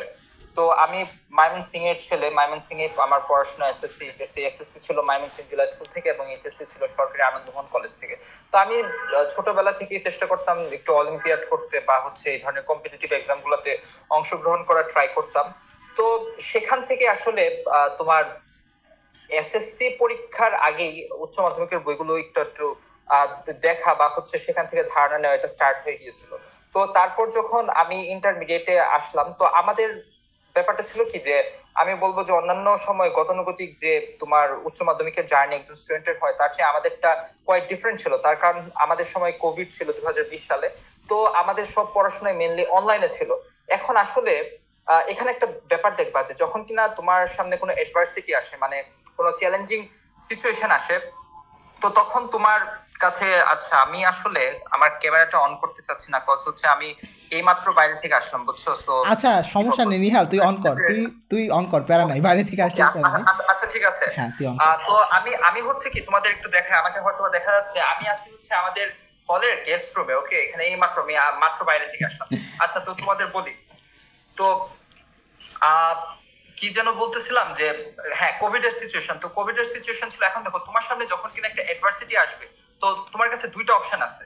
একটা হচ্ছে যে তুমি ইয়ার গানা ফ্রিক আউট, হ্যাঁ, তুমি কি করবা বুঝতে পারতেছো না, তোমার হাতে হয়তো বা রিসোর্স লিমিটেড আছে বা অন্য কোনো সমস্যা আছে। তো তোমার ওয়ে আছে দুইটা, একটা হচ্ছে যে তুমি ফ্রিক আউট করবা, আরেকটা হচ্ছে যে সেইটাকে কিভাবে তুমি তোমার ওয়েতে ইউটিলাইজ করবা সেই জিনিসটা বের করে নিবা। তো আমি বলবো কোভিড অনেক স্টুডেন্টের জন্য ইট ওয়াজ নাইটমেয়ার, অনেকের জন্য তাদের ইন্টারমিডিয়েট লাইফকে চ্যালেঞ্জিং করে দিয়েছিল, তাদের শিক্ষা জীবনকে চ্যালেঞ্জিং করে দিয়েছিল। বাট আমার জন্য এটা ছিল একটা ব্লেসিং। কজ হচ্ছে যখন কোভিড এর সময়টা আসলো আমরা দেখতে পেলাম যে প্রচুর পরিমাণে রিসোর্স, স্টাডি ম্যাটেরিয়াল সেগুলো কিন্তু অনলাইনে অ্যাভেলেবল হয়ে গেল, এবং যে কেউ যার হাতে মনে করে একটা সিম্পল একটা ফোন আছে সে কিন্তু সেগুলো অ্যাক্সেস করতে পারতো। ঠিক আছে, আচ্ছা সিয়ামের হয়তো অনেকগুলো কোশ্চেন ছিল, হ্যাঁ, বাট আমি চেষ্টা করবো আমার জার্নিটা তোমাদের হ্যাঁ অবশ্যই অবশ্যই তুই শেয়ার কর প্রশ্নের আনসার মোটামুটি যাতে কভার হয়ে যায় সেটা দেওয়ার চেষ্টা করবো। ওকে, আচ্ছা, তো আমি চেষ্টা করেছি সেই রিসোর্স গুলো নিজের মতন করে ইউজ করতে। ওকে, তো তোমাদের আমি বারবার এই বিষয়টুকু বলবো যে তোমরা ওই সিয়াম বললো যে তোমরা ঝিনাইদহ বা বিভিন্ন পেরিফেরি, বিভিন্ন একদম বাংলাদেশে আনাচে কানাচের বিভিন্ন জায়গা থেকে তোমরা পড়াশোনা করতেছো, বাট এটা তার মানে কিন্তু এই না যে একজন ঢাকায় বসে পড়াশোনা করতেছে আর তুমি ওই একটা পেরিফেরির একটা রিমোট লোকেশনে বসে পড়াশোনা করতেছো, তুমি কিন্তু খুব বেশি পিছায় নাই। যতক্ষণ পর্যন্ত তুমি অ্যাক্সেস করতে পারতেছো অনলাইন রিসোর্স গুলোকে, আমি বলবো যে তুমি অন্য সবার সাথে সমান তালে আছো। এখন অনলাইন অ্যাক্সেস করলে তুমি এটাকে আবার দুইটা ভাবে ইউজ করতে পারো। একটা হচ্ছে যে তুমি তোমার পার্সোনাল গ্রোথের জন্য সেটাকে ইউজ করতে পারো, আর একটা হতে পারে যে না তুমি সেটাকে টাইম কিল করতেছো, তুমি রিলস দেখতেছো, শর্টস দেখতেছো, এটসেট্রা, তাই না? তো it's always up to you and the choice is up to you. তো এই হচ্ছে ম্যাটেরিয়ালের ব্যাপার, যে তুমি অনলাইনকে কিভাবে তোমার নিজের কাছে ইউজ করবে। আর এখন তো আমাদের সময় শুরু হচ্ছিল বিষয়টা, ডাইনামিক বিষয়টুকু শুরু হচ্ছিল, বাট এখন কিন্তু অনলাইনে স্টাডি ম্যাটেরিয়ালস এর পরিমাণ আরো অনেক বেড়ে গেছে। তুমি যদি আনপেইড মানে যেগুলো ফ্রি ম্যাটেরিয়ালের কথা বলো সেগুলো যেমন আছে, ঠিক তেমনি তোমার পেইড ম্যাটেরিয়ালও এখন প্রচুর পরিমাণে আছে। ঠিক আছে, এবং খুব চিপ মানে কম দামি তুমি সেগুলো অ্যাক্সেস করতে পারবা। এটা হচ্ছে একটা বিষয়গুলো। আরেকটা ব্যাপার তোমাদের বলি যে ইন্টারমিডিয়েট লাইফে আসলে হচ্ছে কি তুমি কোন টিচারটুকু চুজ করছো তোমার পড়াশোনার জন্য সেটা কিন্তু খুবই গুরুত্বপূর্ণ। তুমি কোন কোচিং সেন্টারে যাচ্ছ বা কোন ভাইয়ার কাছে পড়তেছো সেটা কিন্তু খুব গুরুত্বপূর্ণ। এবং এক্ষেত্রে আমি তোমাদের একটা গুরুত্বপূর্ণ বিষয় বলবো, সেটা হচ্ছে যে এসএসসি লেভেল পর্যন্ত হয়তো বা তোমরা তোমাদের স্কুলের স্যারের কাছে পড়েছো বা অমুক মানে এলাকায় একজন স্যার পপুলার তার কাছে পড়েছো, সেই পর্যন্ত মানা গেল। বাট ইন্টারমিডিয়েট লেভেলে, এইচএসসি লেভেলে it's a completely different game.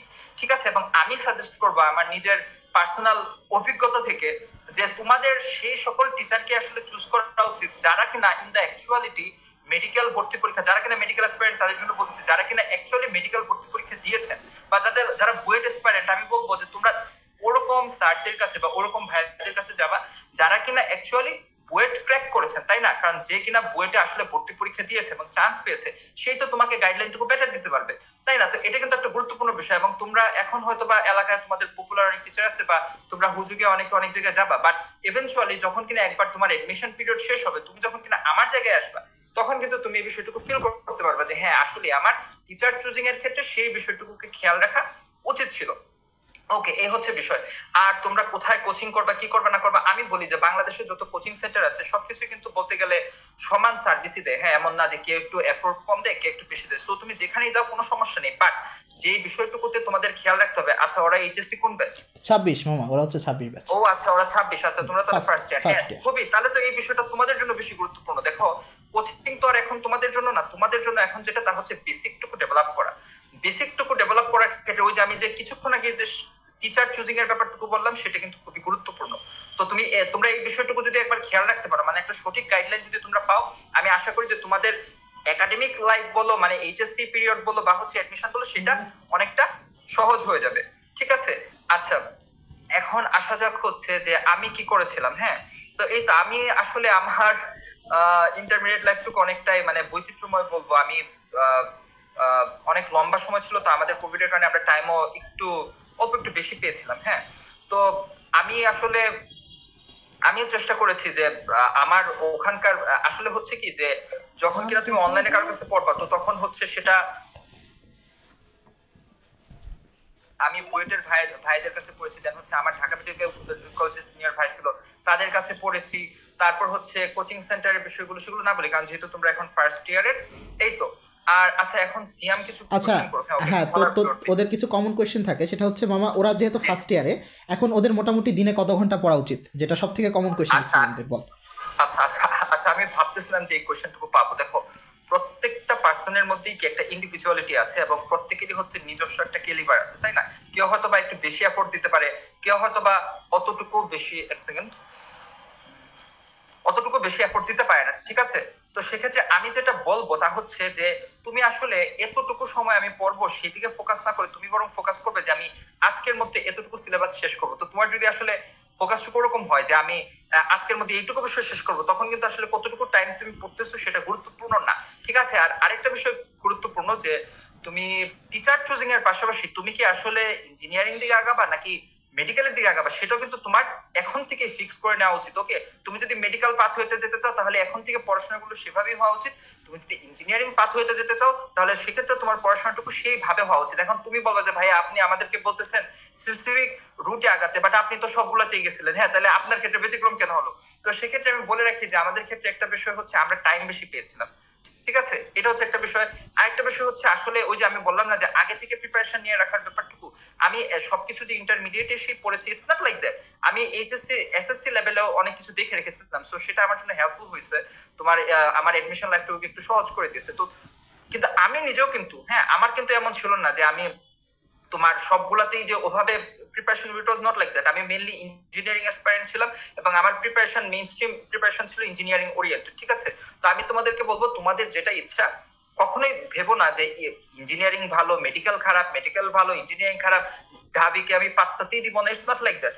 প্রত্যেকটা ইনস্টিটিউশনই ভালো এবং সেখানে পড়ে তুমি অনেক ভালো করতে পারবা, ঠিক আছে? কিন্তু তোমার যে চয়েসের ব্যাপারটুকু সেটা এখনই করে নিতে হবে এবং কতক্ষণ পড়তে হবে ইট ডাজন্ট ম্যাটার, যতক্ষণ তোমার মন চায় তুমি পড়ো। আর আরেকটা ব্যাপার বলবো যে ইন্টারমিডিয়েটের সময়টুকু আসলে হচ্ছে এরকম যে তোমার সারা জীবন মানে তোমার চাইল্ডহুড এবং তোমার অ্যাডাল্টহুডের মাঝখানে যে জাংশনটুকু সেটা হচ্ছে ইন্টারমিডিয়েট পিরিয়ড, এই জন্য এটাকে বলা হচ্ছে অন্তর্বর্তীকালীন সময় বা ইন্টারমিডিয়েট পিরিয়ড। ওকে, ঠিক আছে? এবং এই সময়টুকুতে তুমি যতটুকু এফোর্ট দিবা এবং নিজের মানে যতটুকু এফোর্ট দিবা এবং নিজের প্রতি সৎ থেকে কাজ করতে পারবা, এভেনচুয়ালি দেখবা যে আউটকামটা তোমার নিজের জন্য, শুধু তোমার নিজের জন্য না, it's not only for you, তোমার ফ্যামিলির জন্য সেটা ততই ভালো হবে। ওকে, আচ্ছা, তুই হচ্ছে মোটামুটি সবই গুছিয়ে বলে দিছিস। আরেকটা, তোকে বেশি কষ্ট দিব না, আরেকটা ব্যাপারে একটু ইয়ে কর যে স্টুডেন্টদের ক্ষেত্রে মেইনলি এখন আমাদের জেনারেশনে যে সমস্যাটা হয়েছে, ওদের কাছে রিসোর্স অ্যাভেলেবেল থাকে বা সব কিছু অ্যাভেলেবেল, কিন্তু এরা মেইন টাইমটা যেখানে নষ্ট করে সেটা হচ্ছে যে মোবাইল ফোনে। পার্সোনাল মোবাইল ফোনটা ওদের এডুকেশনের জন্য, অনলাইন এডুকেশনেও যেরকম দরকার, পাশাপাশি প্রচুর টাইম ওয়েস্ট করতেছে। তুই তো নিজে অনলাইন থেকে অনেক বেশি বেনিফিটেড হয়েছিস বললি কোভিড-19-এ, এবং আমরা জানি সবাই যে তুই পজিটিভ দিকটাই নিচ্ছিস। এখন এই স্টুডেন্টগুলো যারা ফার্স্ট ইয়ার এখন অলরেডি কন্টিনিউ করতেছে, ওরা মোবাইল ফোনের এডিকশন থেকে বা মোবাইল ফোন অতিরিক্ত ব্যবহার করা থেকে বা অনলাইন অ্যাক্টিভিটি থেকে কীভাবে নিজেদেরকে একটু রেস্ট্রিক্ট রেখে পড়াশোনাতে আগাতে পারে, এই ব্যাপারটা একটু শেয়ার করো আমাদের সাথে। আচ্ছা, তো আমি আমার ক্ষেত্রে যেটা করেছিলাম তা হচ্ছে যে আমার মোটামুটি, আমি তো তখন ফেসবুক আমার অ্যাকাউন্ট ছিল, বাট আমি ফেসবুক বলতে গেলে ইউজই করতাম না, হয়তো বা মাসে একবার। হ্যাঁ, আর আমি আসলে এখন হয়েছে কি অনলাইন প্ল্যাটফর্ম গুলো ম্যাক্সিমামই ফেসবুক ওরিয়েন্টেড, বাট আমার সময় ওরকম ছিল না।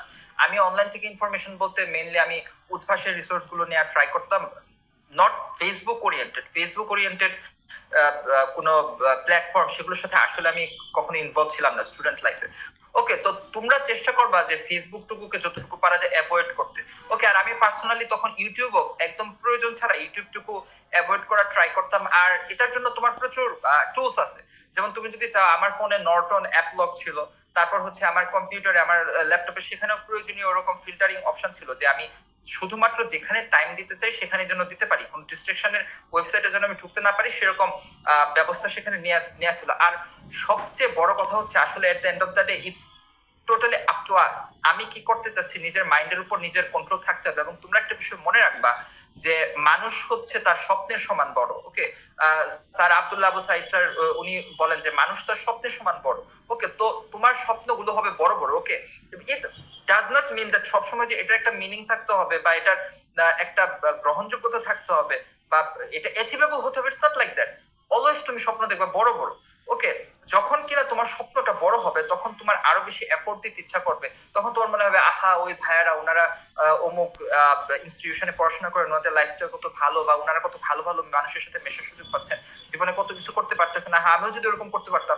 এই স্বপ্নটুকু দেখা থেকে যদি তোমরা মানে জার্নিটা স্টার্ট করো যে হ্যাঁ আমি স্বপ্ন দেখতেছি, আমি ওখানে একদিন যাবো, হ্যাঁ অমুক জায়গায় যাবো, আমি হয়তো একদিন ফজলুর রাব্বি হলে আসবো, হ্যাঁ, তো এইরকম স্বপ্নগুলো যদি তোমাদের মধ্যে থাকে তাহলে দেখবা যে ওইসব ডিস্ট্রাকশন বলো বা কোনো লিমিটেশন বলো, আসলে কোনো কিছু তখন আর তোমার লিমিটেশন হিসেবে কাজ করবে না। এবং তোমাদের যে আলটিমেট যে গোল যে আমরা পড়াশোনা আমরা ভালো করবো এবং at the end of that একজন ভালো মানুষ হবো, একজন যোগ্যতা সম্পন্ন মানুষ হবো, সেটা তোমরা অ্যাচিভ করতে পারবা। That's what I think. Okay, thank you, অনেক কিছু বললি। আচ্ছা, লাস্ট আরেকটা কোয়েশ্চেন করে আমরা তোকে ছেড়ে দিব, তুই রুমে যাবি। আচ্ছা, সেটা হচ্ছে আমাদের ফিজিক্স, কেমিস্ট্রি বা বায়োলজি যেটাই বলিস, তুই যেহেতু আমাদের ইঞ্জিনিয়ারিং, মেডিকেল, ভার্সিটি একবারে সবগুলোতেই খুব ভালো রেজাল্ট তোর, তো সেই ক্ষেত্রে আমাদের সব থেকে বেশি একটা ঝামেলা যেটা একাধিক রাইটারের বই নিয়ে একটা সমস্যা আমরা ফেস করি প্রথম থেকেই, তাই না? এই একাধিক রাইটারের বইয়ের ইনফরমেশন পড়ার যে সমস্যাটা বা যে ডেলেমাটা, এইটার সলিউশনটা কী হতে পারে তোর মতে, প্রথম থেকে যদি আমরা যাই? আচ্ছা, এটা অনেকাংশে ডিপেন্ড করে যে কে কোন পথে যাচ্ছে। ওইটা আমি বললাম না, আগে তোমার পথকে ঠিক করে নিতে হবে যে আমি কি মেডিকেল অ্যাসপাইরেন্ট নাকি আমি ইঞ্জিনিয়ারিং অ্যাসপাইরেন্ট, আগে আমার সেটাকে ঠিক করে নিতে হবে। ওকে, এখন তুমি যদি মেডিকেল অ্যাসপাইরেন্ট হও তাহলে ফিজিক্স, কেমিস্ট্রি এবং বায়োলজির যে বইগুলো সেগুলো কিন্তু তোমার জন্য খুবই স্পেসিফিক। যেমন তুমি ফিজিক্স পড়বা ইসাক স্যারের বই, দেন হচ্ছে কেমিস্ট্রি পড়বা হাজিরি স্যারের বই, বায়োলজি তুমি পড়বা, জুওলজি পড়বা আজমু স্যারের বই, এবং হচ্ছে বোটানি পড়বা হচ্ছে তুমি হাসান স্যারের বই। ওকে, এখন তোমার মনে প্রশ্ন জাগবে মেডিকেল অ্যাসপিরেন্টদের ক্ষেত্রে এই সমস্যাটা বেশি যে ভাই অন্য রাইটারের বই থেকেও যদি প্রশ্ন আসে এরকম। দেখো, আমি আমার লাইফে কখনোই এই যে কিছু রাইটারের নাম বললাম ওনাদের বই ছাড়া অন্য কারো বই বলতে গেলে পড়ি নাই। ওকে, বিশেষ করে আমি কখনো আজিবুর স্যারের বই পড়ি নাই, আমি কখনো মাজেদা ম্যাডামের বই পড়ি, মাজেদা ম্যাডামের বই হয়তো বা অল্প একটু দেখেছিলাম, বাট সেটা খুবই ট্রিভিয়াল, অল্প নগণ্য, ঠিক আছে। তো আমি কিন্তু কখনোই এক্সট্রা রাইটারের বই সেভাবে পড়িনি। পড়তে পারলে ভালো, যেমন আমি কবির স্যারের বই একটু জৈব জগৎটা দেখেছিলাম, সেকেন্ড পেপার সেকেন্ড চ্যাপ্টার। তুমি পড়তে পারলে you are always welcome, but it is not a mandatory thing. তুমি যদি চাও তুমি সবসময় স্কিপ করতে পারো। আর আমি যে কয়েকটা বইয়ের কথা বললাম, তুমি যদি মেডিকেল অ্যাসপাইরেন্ট হো এই বইগুলো তোমার জন্য মাস্ট। আর তুমি যদি ইঞ্জিনিয়ারিং অ্যাসপাইরেন্ট হো তোমার জন্য ম্যাথ বই হবে হচ্ছে অবশ্যই কেতাব স্যার এবং হচ্ছে এসইউ স্যারের বই, এসইউ আহমদ স্যারের বই। দেন ফিজিক্স হবে হচ্ছে তোমার শাহজাহান তপন স্যার তুমি চাইলে পড়তে পারো, ইসাক স্যারও পড়তে পারো। কারণ আসলে যারা কিনা ইঞ্জিনিয়ারিং অ্যাসপিরেন্ট ওরা এগুলোর কোনোটাই পড়ে না, তারা হয় কনসেপ্ট বুকে চলে যায় অথবা হচ্ছে তারা অন্যান্য বিভিন্ন বই আছে হ্যাঁ ইঞ্জিনিয়ারিং স্ট্যান্ডার্ড ওগুলোতে চলে যায়। সো ওদের ক্ষেত্রে আসলে বই কি পড়তেছে এটা ম্যাটার করে না। বাট ম্যাথটা হচ্ছে তোমার হাজারি সরি এসইউ স্যার এবং হচ্ছে কেতাব স্যার। আর কেমিস্ট্রি কি পড়ো? কেমিস্ট্রি হচ্ছে যারা ইঞ্জিনিয়ারিং অ্যাসপিরেন্ট তাদের জন্য হচ্ছে হাজারি নাক স্যার। ওকে, তো এই হচ্ছে কথা। আর আসলে কোন বই পড়াটা গুরুত্বপূর্ণ এটা আসলে ইঞ্জিনিয়ারিং অ্যাসপিরেন্টদের ক্ষেত্রে তেমন একটা ম্যাটার করে না, এটা ম্যাটার করে মেডিকেল অ্যাসপিরেন্টদের ক্ষেত্রে। এবং তোমাদের ক্ষেত্রে যে ফার্স্ট বইটা হবে যেটা ভালো মতন পড়তে হবে সেটা হচ্ছে ফিজিক্স ইসাক স্যার, কেমিস্ট্রি হাজারি স্যার, এবং বায়োলজি তো বললাম হাসান স্যার এবং আজমো স্যার। ওকে, এগুলো ছাড়া বাকি যদি তোমরা কিচ্ছু না পড়েও যাও তবুও তোমরা টপ, তোমরা যদি ওই বইগুলোই ভালো মতন পড়ো তোমরা কিন্তু একদম টপ 10 এ থাকতে পারবে মেডিকেল অ্যাডমিশন টেস্টে, ঠিক আছে। ওকে, তার মানে মেন ব্যাপারটা আমরা খেয়াল রাখবো সেটা হচ্ছে বেসিকের দিকে। আমাদের বই আসলে ম্যাটার না, বইয়ে কম বেশি মোটামুটি ইনফরমেশন সবই প্রায় সেম থাকে, আমরা বেসিকের দিকে খেয়াল রাখবো। ওকে, থ্যাংক ইউ নিহাল, অনেক সময় দিলি আমার। তুই হচ্ছে রুমে যা, আমরা কন্টিনিউ করি, ঠিক আছে? আবার কথা হবে ইনশাল্লাহ। ওকে, তাহলে তোমাদের আচ্ছা ঠিক আছে, সবাইকে ধন্যবাদ, সবাই আমার জন্য দোয়া করিও। আসসালামু আলাইকুম। আসসালামু রাহমাতুল্লাহ।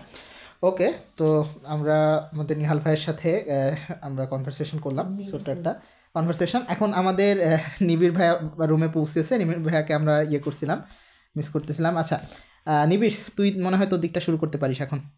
এখন মোটামুটি আমরা আছি, সবাই আছি। নিবিড়, তাহলে নিবিড়ের সাইডটা শুরু করুন। আচ্ছা, ওকে নিবিড়, তুই কথা শোনা যাচ্ছে? হ্যাঁ শুনতে পাচ্ছি আমরা। তুই চাইলে স্ক্রিন শেয়ার করতে পারিস, আমরা স্ক্রিন শেয়ার করে কাজ করতেছিলাম। আচ্ছা হ্যাঁ, আচ্ছা বুঝতে পারছি। আচ্ছা, আমিও তো স্ক্রিন শেয়ার করব না। আচ্ছা ঠিক আছে, এখানে হচ্ছে যে মানে আমার পরিচিত মুখে অনেক বেশি দেখতে পাচ্ছি।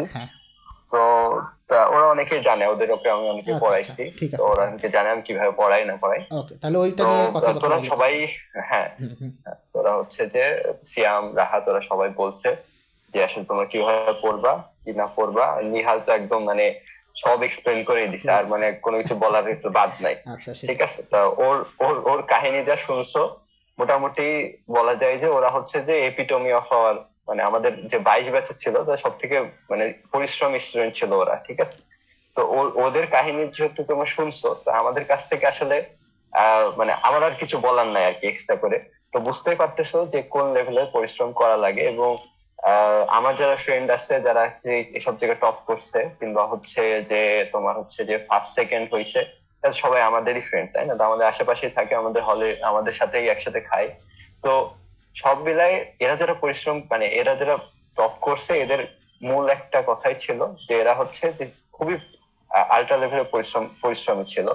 এবং এদের যে বিষয় যে নিহাল যেটা বললো যে এসএসসি টাইম থেকে হচ্ছে যে ইন্টার বায়োলজি পড়ছে, ঠিক আছে। আমরা তো এসএসসি টাইমে ঝিনাইদহে কি হয় বয়েজ স্কুলে যারা পড়ো কিংবা গার্লস স্কুলে যাবো, বিশেষ করে বয়েজ স্কুলটা রিলেট করতে পারবো আমি, যে এখানে আসলে মানে সারাদিন ঘুরে বেড়ানো, এই ওই করা, এইসব দিয়ে আসলে পার করে যায়। মানে কেউ কেউ কি চিন্তা করে যে হচ্ছে যে ইন্টারমিডিয়েট এর পর আমি এসএসসি করবো, ইন্টারমিডিয়েট সম্পর্কে কোনো কিছু ধারণাই রাখে না, ঠিক আছে? তো মানে যাই হোক, তোমরা ওইটার এখন বলে লাভ নেই, তোমরা এখন হচ্ছে যে ফার্স্ট ইয়ারে উঠে গেছো, তো তোমরা হচ্ছে যে এখন একটা পরীক্ষাও দিয়ে ফেলছো।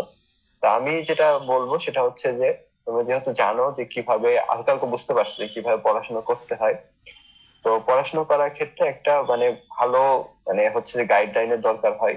তো সেই জন্যই আর কি আমরা তিনজন একটা চেষ্টা করছিলাম যে তিনটাকে এক জায়গায় করা যায় কিনা। যারা ভার্সিটিতে পড়তে চাও, যারা ঢাকা ভার্সিটিতে পড়তে চাও, তারা ঢাকা ভার্সিটি প্রিপারেশন কিভাবে নিবা, কিংবা যারা মেডিকেলে পড়তে চাও তারা, কিংবা ডিএমসি তে পড়ার স্বপ্ন দেখো, তারা হচ্ছে সিএম এর কাছ থেকে খুবই গুরুত্বপূর্ণ কিছু কথাবার্তা শুনতে পারবা।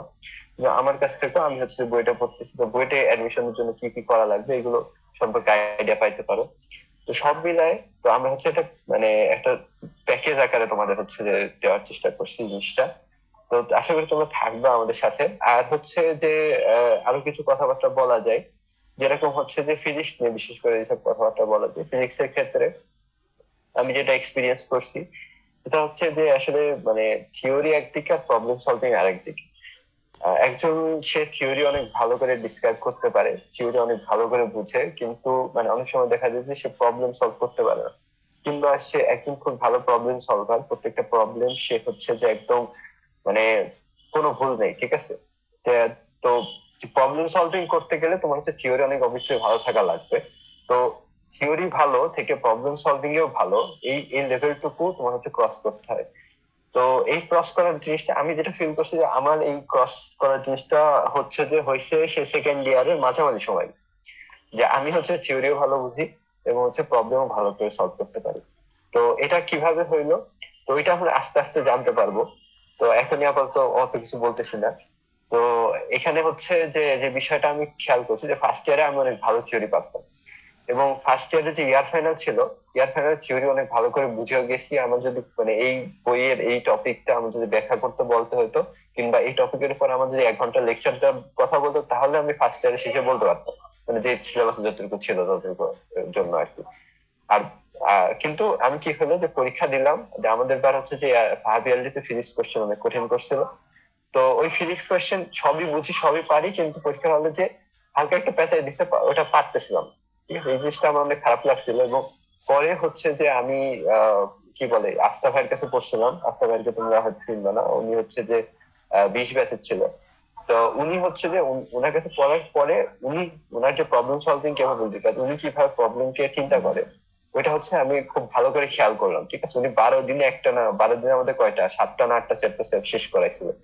তো ফার্স্ট মানে তখন কেউ সেকেন্ড ইয়ারের শুরুতে আমরা, তো ওই টাইম আসতে মানে 12 দিনে 7টা চ্যাপ্টার শেষ করে মানে কারোর মানে মাথায় ঢুকেই না, বেসিক্যালি আমাদের কারোর মাথায় ঢুকেই নাই।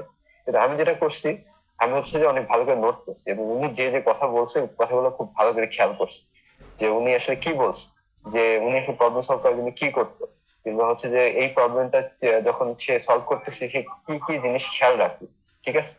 তো এই এই জিনিসগুলো খেয়াল রাখছি, এইগুলো আমি ইমপ্লিমেন্ট করার চেষ্টা করছি। তখন আমি আস্তে আস্তে চেষ্টা করলাম যে ভাইয়া যে খুবই কঠিন লেভেলের যে প্রবলেম গুলো সলভ করলো, মানে কোনো সমস্যা ছাড়াই, কিন্তু হচ্ছে যে খুবই সহজভাবে সব থিওরির সাথে রিলেট করে পড়াইলো, এটা সে কিভাবে করলো এটা ফলো করে আমি হচ্ছে যে কঠিন কঠিন প্রবলেম সলভ করার চেষ্টা করলাম।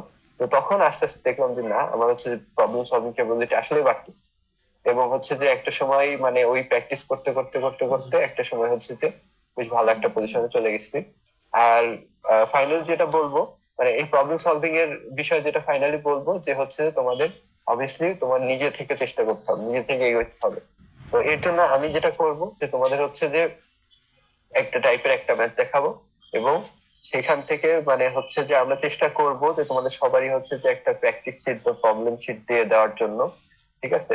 জোড়াতালি দিয়ে হোক বা যাই হোক, মানে দেওয়ার চেষ্টা করবো, এবং বেশ ভালো হবে ওইটা। তো একটা টাইপের একটা দিব, হয়তো ওইটা মানে খুব বেসিক কিংবা মিডিয়াম লেভেলে থাকবে। হার্ড প্রবলেম গুলো তোমাদের জন্য রেখে দেবো, এবং আমরা চেষ্টা করবো ওই হার্ড প্রবলেম গুলো তোমাদের নিচেরা সলভ করে হচ্ছে হোমওয়ার্ক হিসেবে জমা দাও।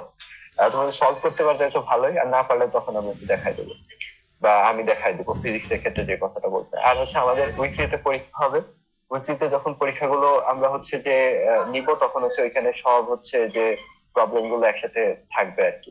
মানে হচ্ছে যে সব মানে আমরা যে পুরো সপ্তাহে যে প্রবলেম গুলো সলভ করছি তার একটু মানে ভেরিয়েশন দিয়ে কিংবা হচ্ছে সব মিলায় আর কি থাকবে।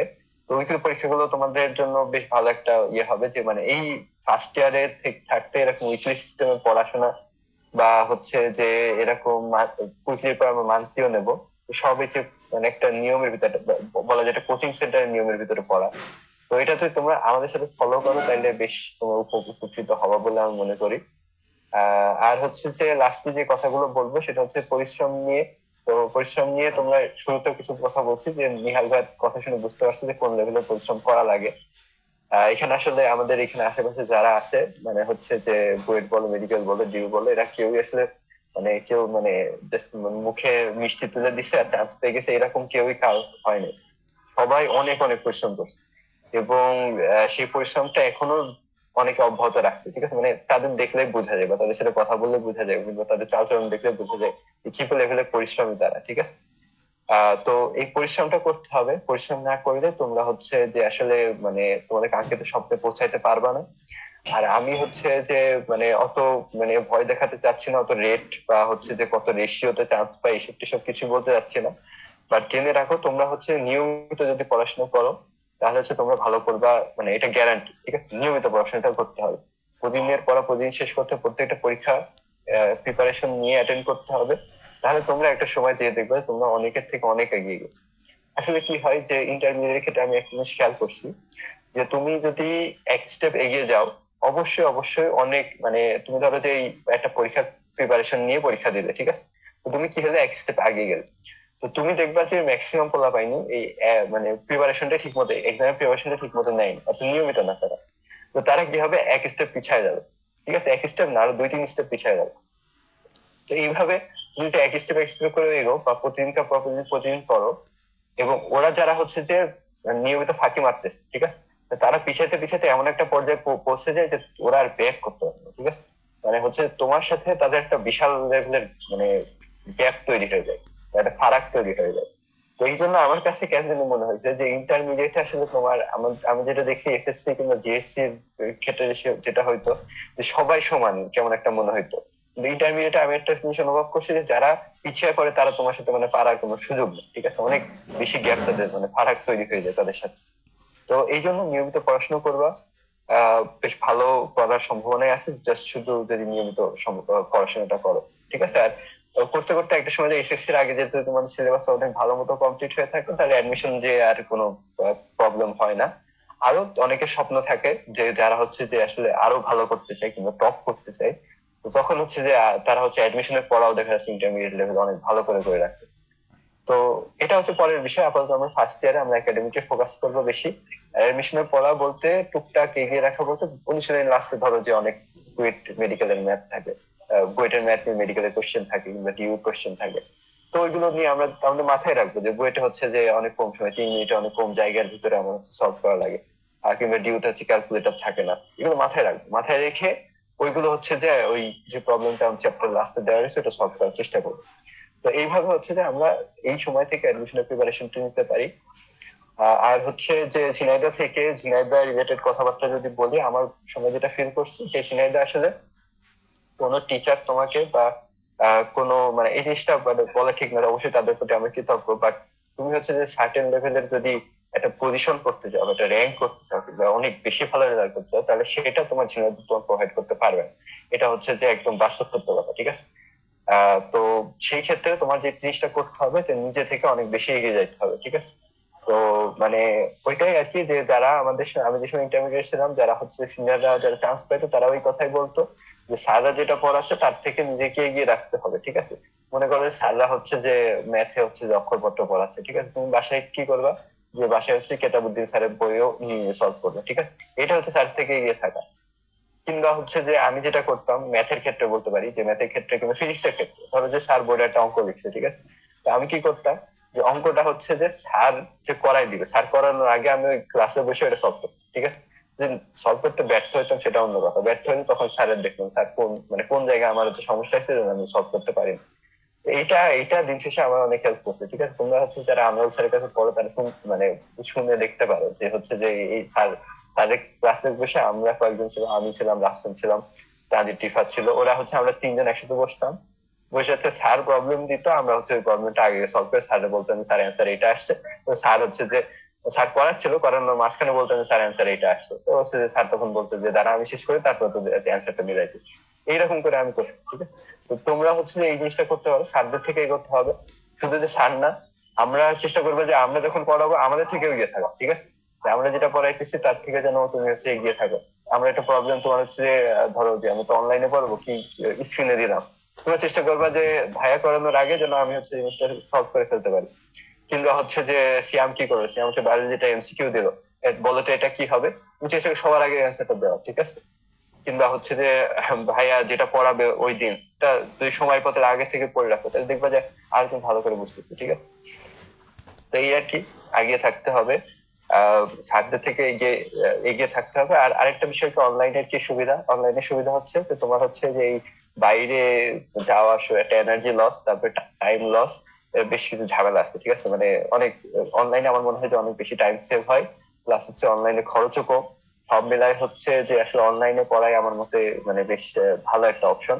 ইভেন আমাদের সময় যে আমরা তো কোভিড ব্যাচ, মানে কোভিড ছিল আমাদের সময়, কোভিড ছিল আমাদের সময় 22, 20, 21, এদের সবাই ম্যাক্সিমাম প্রায় হচ্ছে যে একটা মানে অনলাইনে অনেক বেশি হ্যাবিচুয়েটেড ছিল আর কি।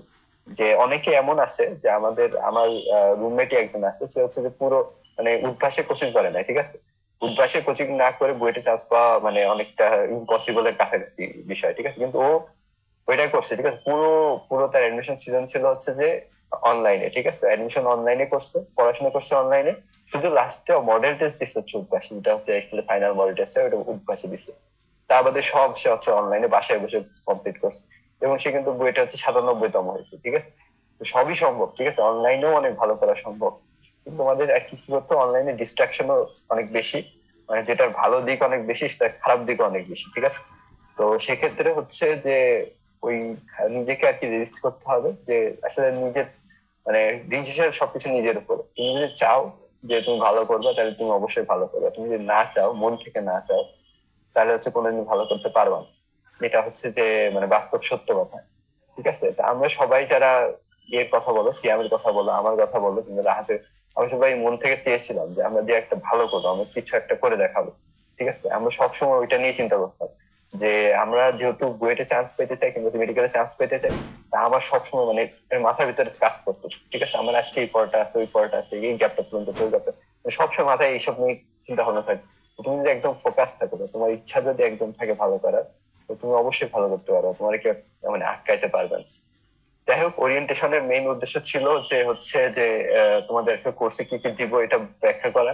তো এটা আশা করি সিয়াম বলছে, আমিও ফিজিক্সের কথাবার্তা হালকা হালকা বলছি। তো মানে একটু ক্লাস করলে বেশি ভালো করে বুঝতে পারবে যে কি করাবো না, ডেমো ক্লাস, ফ্রি ক্লাস আছে, তো ওইখান থেকে আর কি বেটার বুঝতে পারবা। তো মানে ওরিয়েন্টেশনে বেশিরভাগ মোটিভেশনাল ক্লাস হয়ে গেছে আর কি। তো যাই হোক, তোমরা হচ্ছে যে এটাও অনেক দরকার আছে। তো তোমরা হচ্ছে যে পড়াশোনা করো, আর হচ্ছে যে দেখা হবে ইনশাল্লাহ ক্লাসে। ঠিক আছে, কারো প্রশ্ন থাকলে বলতে পারো। তোমাদের কারো কোনো কিছু জানার থাকলে তোমরা আমাদেরকে জিজ্ঞেস করে নিতে পারো, যে কোনো ভাইয়ের কাছে জিজ্ঞেস করতে পারো। আচ্ছা, আমি কনক্লুশনটা টানি তাহলে। মোটামুটি আমাদের সবই কথাবার্তা হলো, ক্লাসে তো ইনশাল্লাহ দেখা হবেই। আমার রাহাত কেমিস্ট্রির কথা, ফিজিক্সের কথা বলছে, আমি যদিও বায়োলজির কথা সেভাবে আলাদা করে বলিনি। বায়োলজির ক্ষেত্রে তোমাদের যেহেতু কমন একটা, মানে এটা সবার ক্ষেত্রে কমনলি যেটা আমরা মূল বইটা সব থেকে বেশি ফলোতে রাখবো। মেডিকেল ভর্তি পরীক্ষার জন্য যারা বিশেষ করে ইচ্ছুক ঢাকা মেডিকেল কলেজের জন্য, আমরা অবশ্যই চেষ্টাতে থাকবো সেটা মূল বইটা সব থেকে বেশি ফলোতে রাখবো। আমরা গাজী আজমল স্যারের বই আর আবুল হাসান স্যারের বইটা তো অবশ্যই দাগিয়ে দাগিয়ে প্রতিটা ওয়ার্ড যেখান থেকে আমাদের মেডিকেল ভর্তি পরীক্ষাতে ফ্রিকুয়েন্টলি কোয়েশ্চেন আসছে সেগুলো তো দাগিয়ে দিবই, খুব এমফেসাইজডভাবে দাগিয়ে দিব। মনে রাখার জন্য যত রকমের টেকনিক্স লাগে, শর্টকাট লাগে, সূত্র লাগে, একত্রে করা লাগে, সেগুলো ক্লাসে অবশ্যই প্রোভাইড করা হবে। যেহেতু দুইটা পরপর মেডিকেল অ্যাডমিশনের ব্যাচ আমি পড়িয়েছি, 2023 ব্যাচের স্টুডেন্টকে আমি মেডিকেল অ্যাডমিশনের টেস্টের জন্য পড়িয়েছি, এবং সেখান থেকে সরকারি মেডিকেল কলেজে, খুলনা মেডিকেল কলেজে, Faridpur medical college, Dinajpur medical কলেজে আমার স্টুডেন্টরা রয়েছে, এবং 24 ব্যাচের ক্ষেত্রেও একই রকম মেডিকেল স্টুডেন্টদের ক্ষেত্রে আমার পড়ানোর অভিজ্ঞতা রয়েছে যেহেতু। তো সেইভাবে আলটিমেটলি আমি তোমাদেরকে প্রথম থেকে একাডেমিক আর অ্যাডমিশনের জন্য একটা প্রপার যে প্রিপারেশনটা বলো সেটার ক্ষেত্রে সেটা প্রোভাইড করব। আর পাশাপাশি যে ব্যাপারটা আমার ক্ষেত্রে থাকবে সেটা হচ্ছে আমরা হাসান স্যারের বই এবং আজমল স্যারের বইয়ের পাশাপাশি মাজেদা ম্যামের বইয়ের কথা বলুন নিহাল, যেটা মাজেদা ম্যামের বই, তারপরে আজিবুর স্যারের বই, মেঘনাথ স্যারের বই, যেগুলো আসলে তোমরা কখনো কিনো না বা নামও শোনো নাই, সেরকম রাইটারের থেকেও যত রকমের ইনফরমেশান লাগবে সেই ইনফরমেশনগুলো আমি ক্লাসে প্রোভাইড করে দিব। যার কারণে জাস্ট তুমি আমার ক্লাসগুলো বসে করবা বাসায় অনলাইনে, আর বইয়ের মধ্যে টুকটুক করে ছোটো ছোটো করে লিখে রাখবা লাল কালি দিয়ে। দিন শেষে তোমার ওই বইয়ের মধ্যেই 3টা থেকে 4টা রাইটারের সকল ইনফরমেশান একসাথে কালেক্টেড থাকবে। জাস্ট তুমি 1.5 বছর পরে যখন এই বইটা এইচএসসির আগে খুলবা বা অ্যাডমিশনের আগে খুলবা, তোমার আলাদা করে কোনো ম্যাটেরিয়ালসে হাতই দেওয়া লাগবে না। জাস্ট বইয়ের লাইনগুলো ওয়ার্ডগুলো পড়ে চলে যাবা, পরীক্ষার হলে গিয়ে দেখবে এর বাইরে থেকে কোনো কোয়েশ্চেন আসেনি। বায়োলজির ক্ষেত্রে মেডিকেল অ্যাডমিশন টেস্টটা তো অবশ্যই সব থেকে গুরুত্বপূর্ণ সাবজেক্ট। আমাদের 100টার মধ্যে 30টা এমসিকিউ এখান থেকে আসে, এবং 30টা এমসিকিউ বেশ ভালো ডিপ থেকে আসে। যদিও এবার প্রশ্নতে কিছুটা ঝামেলা হয়েছে, তবে অ্যাভারেজে আমাদের সময় যেটা পরীক্ষা দিচ্ছে, পরের বার যেরকম পরীক্ষাটা হয়, বায়োলজি কোয়েশ্চেনটা সব থেকে বেসিক থেকে আসে। তো বায়োলজি মানেই যে মুখস্থ করতে হবে এইচএসসি থেকে আমাদের যেটা ভ্রান্ত ধারণা, সেই ব্যাপারটা ইনশাল্লাহ অবসান হতে চলছে তোমাদের যদি সামনের দিকে বায়োলজি ক্লাসগুলো করো। একেবারে কমপ্লিটলি তোমাদের সেই ধারণাটাই চেঞ্জ হয়ে যাবে যে বায়োলজি মানেই যে মুখস্থ করতে হয়। কত সহজে জাস্ট আমার মানে একটা ক্লাস করার পরে কয়েকটা কথা শোনার পরে তুমি রাত্রে চোখ বন্ধ করে ঘুমিয়ে থাকবা, সকালবেলা গিয়ে যদি আমি তোমাকে সেম কোয়েশ্চেনগুলো জিজ্ঞেস করি, তখন দেখবা তুমি উদাহরণ সহ কোয়েশ্চেনগুলোর অ্যান্সার বলতে পারতেছো। বায়োলজি এভাবে এত সহজে মনে রাখা যায়, এটা সম্ভব, কোয়াইট পসিবল। ঠিক আছে, তো জাস্ট কিছু ট্রিক্স দিয়েই সম্ভব, কিছু টেকনিক অবলম্বন করলেই সম্ভব। তো যেই ব্যাপারগুলো আসলে আমরা প্রোভাইড করব, কারণ আগে একটা কথা বলছিলাম যে তোমরা যে ভাইয়াদের কাছে ক্লাস করবো অনলাইনে, তারা কিন্তু অন্যদের সবার থেকে ইউনিক বলেই বা বাংলাদেশের ভালো ভালো জায়গাগুলোতে তাদের জায়গা করে নিচ্ছে। নিশ্চয়ই তাদের পড়ানোর টেকনিকের মধ্যে ইউনিসিটি রয়েছে, আলাদা কিছু একটা রয়েছে যেটা অন্যদের মধ্যে তুমি পাচ্ছ না। এবং ঝিনাইদা থেকে তো এখন তুমি যদি ঝিনাইদাতে চাও যে ভাই আপনি অফলাইনে এসে আমার বাসায় এসে পড়াই দিয়ে যান, সেটা কি সম্ভব? আমি কি ঢাকা থেকে এসে তোমাকে এখানে পড়াই দিয়ে যেতে পারবো না। তো সেই জিনিসটাই, একই সেবাটা তুমি যদি অনলাইনে পাও, অনলাইনে যদি টোটাল টাইমটা তুমি ঢাকা মেডিকেল, ঢাকা ইউনিভার্সিটি আর বুয়েটের একটা ভাইয়ের টোটাল তুমি হচ্ছে গাইডলাইনটা পাও একেবারে কমপ্লিট 1.5 বছর ধরে, তো সেটা তুমি কেন নিবা না? এবং সেটার ক্ষেত্রে তুমি 3টা সাবজেক্টে তুমি আলাদা স্যারেদের কাছে পড়ার থেকেও বরঞ্চ সেটা প্রায় 50% লেসে তুমি পাচ্ছ, তাই না? আমরা ঢাকাতেও যখন অফলাইনে, আমরা নিজেরাই আমাদের নিজেদের কথাই চিন্তা করো, ঢাকা মেডিকেলের একটা স্টুডেন্ট যখন ঢাকাতে অফলাইনে কোচিং প্রাইভেট পড়াইতে বের হয়, তোমাদের লেভেলের একটা স্টুডেন্ট ইন্টার ফার্স্ট ইয়ারে, তখন সে মিনিমাম 15 থেকে 20,000 টাকা চার্জে বের হয়। আমাদের ক্যাম্পাস থেকে যদি আমি কোনো স্টুডেন্টকে পড়াতে যাই, নর্মালি 15 থেকে 20,000 টাকা চার্জে বের হচ্ছে। তো সেই জায়গাটাতে তুমি ঢাকায় মেডিকেলের ভাইয়াদেরকে পাচ্ছ, ঢাকা ইউনিভার্সিটি বুয়েটের ভাইয়াদেরকে একই প্ল্যাটফর্মে একসাথে পাচ্ছ কম্প্যাক্টলি, তাই না? যে জিনিসটা তুমি এসিএসএ বলো বা হচ্ছে তোমার উদ্ভাসের অনলাইন সেকশন বা বন্দি পাঠশালা বা 10 মিনিট স্কুলে যেই জিনিসটা পাচ্ছ, একই জিনিস তুমি ঝিনাইদার ভাইয়াদের কাছ থেকে পাচ্ছ। তো তোমরা যদি আমাদের সাথে না থাকো, তাহলে আলটিমেটলি আমরা কাদের নিয়ে কাজ করবো, তাই না? এই জন্য তোমাদের কাছে একটা অনুরোধ, সেটা হচ্ছে একটু বন্ধুদের কাছে এই ব্যাপারটা স্প্রেডস করো যে না ভাইয়ারা পড়াচ্ছে, তোরা ট্রাই করতে পারিস। কারণ তোমাদের বন্ধুরা যদি পড়ে তোমাদের সাথে, তখন কম্পিটিশানটা সেক্ষেত্রে আরও বেটার হবে তোমাদের মধ্যে। তোমরা নিজেদের মধ্যে কম্পিটিশানটা যত স্টুডেন্টের মধ্যে একটা ব্যাপার চিন্তা করো, যখন তুমি উইকলি পরীক্ষাটা 30 জন 50 জন বা 100 জনের মধ্যে দিতে পারবা, তখন নিজের অবস্থানটা আরও বেশি তুমি বুঝতে পারবা। তো এই জন্য এরকম মেন্টালিটি না রেখে যে না আমি ভাইয়াদের সন্ধান পাইছি, কাউকে আর বলবো না, আমি এখানে একাই পড়ি, ব্যাপারটা এরকম না। আলটিমেটলি জানতে তো পারবে ইনশাল্লাহ, আস্তে আস্তে সবাই জানতে পারবে। তো আমরা চাইবো যে আমাদের হেল্প, মানে এটা আমাদের বড় ভাইয়া হিসাবে তোমাদের কাছে রিকোয়েস্ট, যেহেতু আমরা তোমাদের সবার কাছে পৌঁছাতে পারিনি এখনও পর্যন্ত, তো তোমাদের সবার কাছে পর্যন্ত যেতেও পারিনি, তো আমাদের হয়ে তোমাদের বন্ধুদের কাছে ব্যাপারগুলো স্প্রেড করা যায় না, ভাইয়ারা হচ্ছে শুরু করছে ইনিশিয়েটিভ, তোমরা এসে দেখো আমাদের ক্লাসগুলো দেখতে পারো, ট্রাই করে দেখো। এখানে তো তোমাদের আলাদা করে টাইম নষ্ট হওয়ার বা থাকতেছে না, যেহেতু তোমরা কলেজে কিছুদিন আগে পরীক্ষা শেষ করছো, এখনও অনেকটা টাইম আছে তোমাদের। হ্যাঁ অবশ্যই রাহাত। আচ্ছা, যেটা আমরা এইমাত্র বললো, হ্যাঁ এটা আমরা মনে করি অনেক এটা কিছু মনে করি না, বুঝছো? অনেকে মনে করি যে ভাইরা যদি ভালো পড়ান তাহলে আমরা নিজেরাই পড়ি, আর 5 জন বন্ধু জানা দরকার নেই। এটা আমি নিজে দেখছি আমার স্টুডেন্টদের ক্ষেত্রেই। এখন আন্টিরা বলে যে রাহাত তুমি পড়াও, আমি তো জানতাম না, জিনিসটা হচ্ছে এটা আমি পরে শুনতেছি। এখন দেখো এটা আমাদের ক্ষেত্রে হয়েছে, আমি সিয়াম, এটা আমি একটু বলি, আনারুল স্যারের কথা নিবিড় বলছিলেন বা নিবিড় ভাই বলছিলেন, এখন ওনারা পড়তেন অন্য ব্যাচে আর আমরা পড়তাম আরেকটা ব্যাচে। আমি সিয়াম, আমাদের ফ্রেন্ড ছিল লিখন আর আদার্স কিছু ফ্রেন্ড ছিল। আমাদের কম্পিটিশন কেমন হতো শুনবা? স্যারের পরীক্ষা যদি 40 মার্কের হতো না, আমরা 39 38 পাইতাম। এখন আমাদের 39 পাওয়া অনেক কম্পিটিশন, যে স্যার 40 39 এরকম মার্ক পাইতাম। এখন যদি তোমরা আমাদের কাছে পড়ো, এখন দেখো তাহলে তোমাদের এই কম্পিটিশনের ব্যাপারটা যেটা ভাই বললেন যে হ্যাঁ, আর 5 জন বন্ধুকে তোমরা ডাকো, সমস্যা কি? যদি আমাদের পড়া তোমাদের ভালো লাগে, 5 জন আসুক, এসে তোমরা কম্পিটিশন করো এখানে। এমন না যে তোমরা শুধুমাত্র তোমরা 5 জন পড়ছো না, যদি তোমরা আরো 20 জন পড়ো, ওই 20 জনের কম্পিটিশন বেশি হবে। তোমরা নিজেরা কম্পিটিশন করবা। আমরা যে ডেইলি পরীক্ষা নেবো না, ডেইলি পরীক্ষায় তোমরা কম্পিটিশন করবা যে 20 এর মধ্যে যে 20 কয়জন পাই আমরা, ঠিক আছে? এইভাবে কম্পিটিশনটা বাড়াও। দেখো তোমার উপকার হবে, তোমার ওই ফ্রেন্ডের উপকার হবে। এখন একটা জিনিস দেখো, ধরো সিয়াম ভাই একটা টপিক ভালো বুঝতো, আমরা ফ্রেন্ডরা কি করতাম জানো, দেখা সিয়াম ভাই একটা টপিক ভালো বুঝতো, ও হচ্ছে পরের দিন ওর কাছে বলতাম, মামা এটা তুই বুঝছিস একটু বল, আমি একটা বুঝলাম একটু বলতাম। এই যে নিজেদের ফ্রেন্ডের মধ্যে এই কম্বিনেশনটা রেটটা তোমরা বাড়াও, দেখো ইনশাআল্লাহ ভালো হবে। ঠিক আছে, আচ্ছা সিয়াম কন্টিনিউ করো। আচ্ছা, ওই যে দিন শেষে তুমি যদি ওই হিংসুটে মনোভাব নিয়ে নিজেতে সেলফ সেন্টার্ড ভাবে থাকো না, আলটিমেটলি দিন শেষে তুমি ক্ষতিগ্রস্ত হবা। এই যে আমরা যে আমাদের নলেজগুলো স্প্রেড করছি বা ফ্রেন্ডদের সাথে শেয়ারের মাধ্যমে পড়াশোনা করছি, আমাদের নলেজ কি কমে গেছে? কমেনি, উল্টা বরং এটা বাড়ছে। এবং এটা হায়ার এডুকেশনের ক্ষেত্রে তুমি আরও বেশি রিয়েলাইজ করতে পারবা যখন ঢাকা ইউনিভার্সিটি, ঢাকা বিশ্ববিদ্যালয়ে বইটা যাবে, এখানে গ্রুপ স্টাডি বা একে অন্যর সাথে মিউচুয়ালিজমে যে পড়াশোনার ব্যাপারটা, এটা কতটা ইফেক্টিভ সেটা বুঝতে পারবা। তো এই জন্য তোমাদের কাছে রিকোয়েস্ট আবারও থাকবে যে তোমাদের ফ্রেন্ডদেরকে যতটা পারো আমাদের ব্যাপারে একটু জানাও। তো ইনশাল্লাহ জানালে দেখা যাবে যে একটা প্রতিযোগিতামূলক একটা কম্পিটিটিভ এনভায়রনমেন্টে যখন তোমরা পড়াশোনা করতে পারবা। এবং ইনশাল্লাহ সামনের দিকে আমাদের প্ল্যান আছে জাতীয় মেধায় প্রথম আমাদের বা রাফসান জামান, তোমাদের রাফসান ভাইকে আনার প্ল্যান ছিল আমাদের, তো সেটা ওরা আসলে ট্যুরে চলে গেছে বান্দরবনে, তো এই জন্য পসিবল হয়নি। আমাদেরও যাওয়ার কথা ছিল তোমাদের নিয়ে কাজ করার জন্য, আসলে সেভাবে এখনও করতে পারিনি আমরা। তো সামনে দেখা যাবে সামনের সপ্তাহে বা কিছুদিনের মধ্যেই রাফসান ভাই তোমাদের সামনে থাকবে, তার কাছে কোশ্চেন করে নিতে পারবা, তার কথাগুলো শুনতে পারবা। আবারও একই রকমভাবে ঢাকা বিশ্ববিদ্যালয়ে জাতীয় মেধায় প্রথম যে হয়েছে বা হচ্ছে ইয়ের ক্ষেত্রে বুয়েট ভর্তি পরীক্ষাতে যে ফার্স্ট হয়েছে, এদের এই যে আইকনিক ভাইয়াদের যারা এত লক্ষ লক্ষ স্টুডেন্টের মধ্যে নিজেদের প্লেস করে নিয়েছে, তাদের সান্নিধ্য সরাসরি তাদেরকে কোশ্চেন অ্যান্সার সেশনগুলো তোমরা দেখা যাচ্ছে জাস্ট একটা প্ল্যাটফর্মের মাধ্যমে পাচ্ছ। তো এতগুলো ব্যাপার আসলে মিস করার মানে কারণ নাই কোনো। তোমরা ইনশাল্লাহ থাকবা আমাদের সাথে, আমরা আশা করি, এবং শেষ সময় পর্যন্ত থাকবা। দেখো, শুরু করাটা আসলে যতটা সহজ, এটা ধরে রাখা ততটাই কঠিন। আমরা যেহেতু ব্যাচ পড়াই এবং স্টুডেন্ট আমাদের রেগুলার স্টুডেন্ট আছে, অনেকেই এই স্পৃহাটা নিয়ে না, তোমাদের আজকে এই যে সেশনটার পরে যারা শেষ পর্যন্ত সেশনে থাকবা, এই কলটা কেটে দেওয়ার পরে না তোমাদের মধ্যে একটা স্পৃহা কাজ করবে যে না, ভাইয়াদের কথাটা তো শুনলাম, ওকে শুরু করতে হবে। শুরুটা করা আসলে যতটা না সহজ, এটা এই টোটাল 1.5 বছর ধরে এই স্পৃহাটা ধরে রাখা, এটা আরও অনেক কঠিন। তো কঠিন জিনিসটাকে আমরা ইনশাল্লাহ সহজ করার চেষ্টা করব, তোমাদের সর্বদা মোটিভেটেড করা বা সবসময় মোটিভেট রাখার জন্য যা যা করা দরকার সব কিছু ইনশাল্লাহ আমরা করব।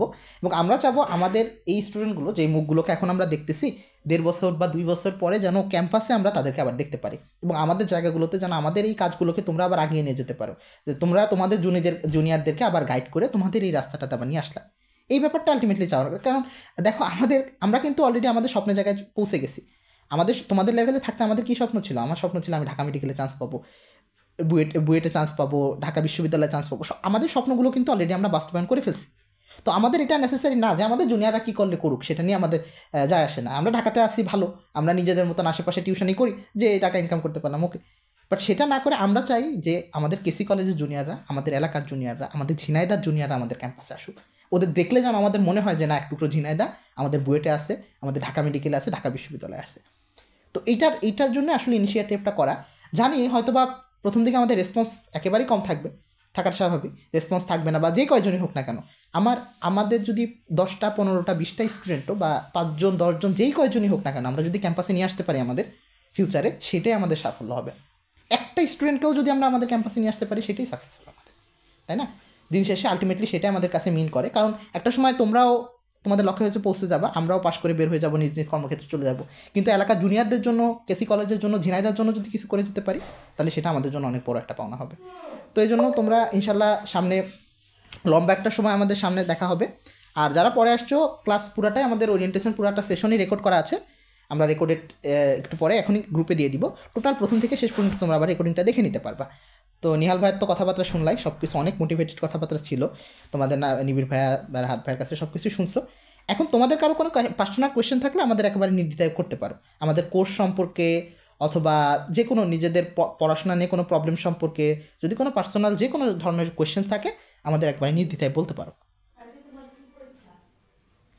যদি বলতে চাও রেইজ হ্যান্ড করে, অথবা তুমি মাইক আনমিউট করে অবশ্যই বলতে পারো। যে কোনো ধরনের সমস্যা, ভাইয়া আমার এই সাবজেক্টটা নিয়ে খুব পেরেশানি মনে হচ্ছে, বা এটা আপনারা কীভাবে পড়াবেন, বা এই ঝামেলাটার জন্য আমার মনে হইতেছে একাডেমিক লাইফে আমি কামব্যাক করতে পারতেছি না, বা স্যার সিলেকশনের ব্যাপারে আমরা কী করবো, এই ধরনের যে কোনো কোয়েশ্চেন থাকলে আমাদের বলতে পারো।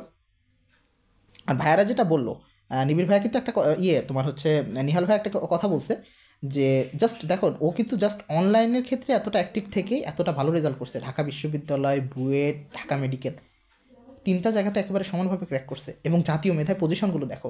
এবং নিহালের ক্ষেত্রে আরেকটা ব্যাপার বলি, ও তো এখন নাই বলা যায়, ও কিন্তু আমাদের হলের মধ্যেও প্রচণ্ড পরিশ্রমী একটা ছেলে। ইনফ্যাক্ট এই সময়টাতে এসে ও ফেসবুকে এতটা বেশি অ্যাক্টিভ না।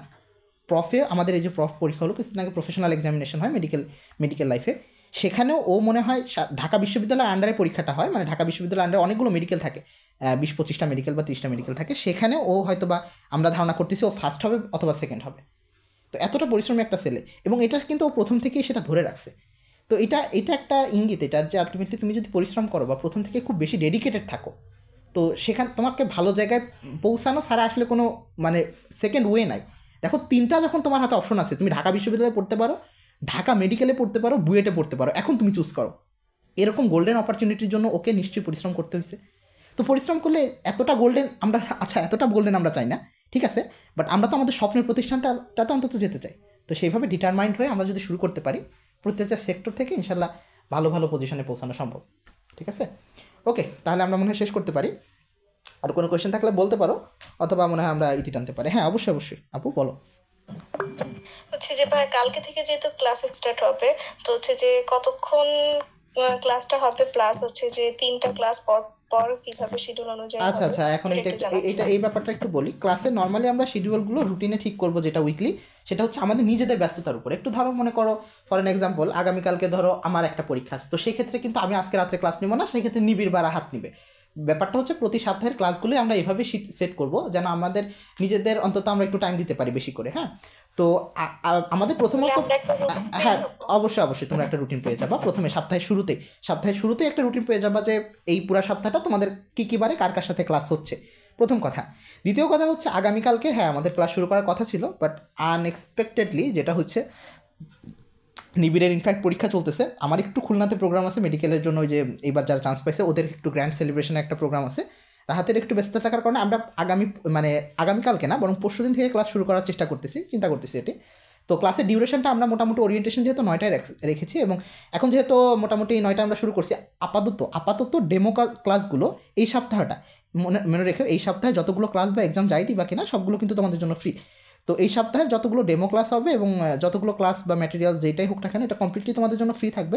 আর ক্লাসের ডিউরেশনটা মোটামুটি আমরা ট্রাই করবো 1.5 ঘন্টা, মিনিমাম 1.5 ঘন্টা থেকে 2 ঘন্টা রাখার জন্য, যেন কারণ আমরা যেটা দেখেছি স্টুডেন্ট পড়ানোর সময় 1.5 ঘন্টার পরে গিয়ে তোমাদের কনসেন্ট্রেশন আসলে কমতে থাকে। হ্যাঁ, 1.5 ঘন্টা থেকে 2 ঘন্টার পরে গিয়ে তোমাদের কনসেন্ট্রেশন কমতে থাকে। তো এই জন্য আমরা চেষ্টা করবো মোটামুটি 9টা থেকে শুরু করলে সেটা 10টা বা 10:30, হাইস্ট 11টার বেশি পার হবে না, এটা এই সপ্তাহের জন্য।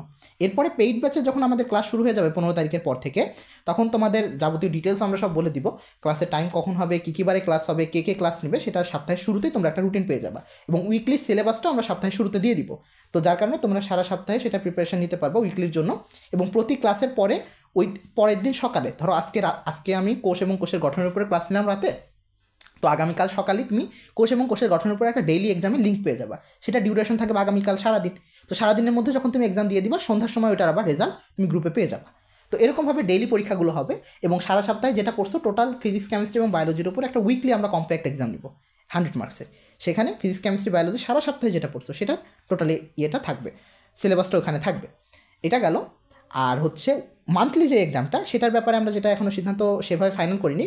উইকলিগুলো আমরা যে 4টা উইকলির পরে একটা মান্থলি নিব, তো 4টা উইকলির একটা কম্প্যাক্ট পড়াশোনা একেবারে টোটালি ওইটা হচ্ছে ইয়েতে থাকবে। এবং মান্থলি এক্সামে আমরা টোটালি কোয়েশ্চেন প্যাটার্নটা অ্যাডমিশন টাইপ করতে চাচ্ছি, অর্থাৎ মেডিকেল ভর্তি পরীক্ষা, বুয়েট অথবা ঢাকা বিশ্ববিদ্যালয়ে যে কোয়েশ্চেন প্যাটার্নগুলো থাকে, অর্থাৎ ওখানে কোয়েশ্চেনের জন্য যতটুকু টাইম থাকে, যতটুকু স্পেস থাকে লেখার জন্য, বা যেই কোয়ালিটির এমসিকিউগুলো থাকে, আমরা সেই ধরনের এমসিকিউ দিয়ে তোমার হচ্ছে মান্থলি এক্সামগুলো অ্যারেঞ্জ করবো ইনশাল্লাহ। আর সেটা অফলাইনে অবশ্যই নেওয়ার ট্রাই করবো। আমাদের হয়তো বা প্রতিনিধি আমরা নিজেরা না আসতে পারলেও আমাদের প্রতিনিধি থাকবে ঝিনাইদহতে, তোমরা পরীক্ষা দিতে পারবা সেখানে অফলাইন পরীক্ষাগুলো, এবং সেগুলো রেজাল্টও তোমাদের বাসায় SMS এর মাধ্যমে তোমাদের বাবা মার কাছে পৌঁছা যাবে।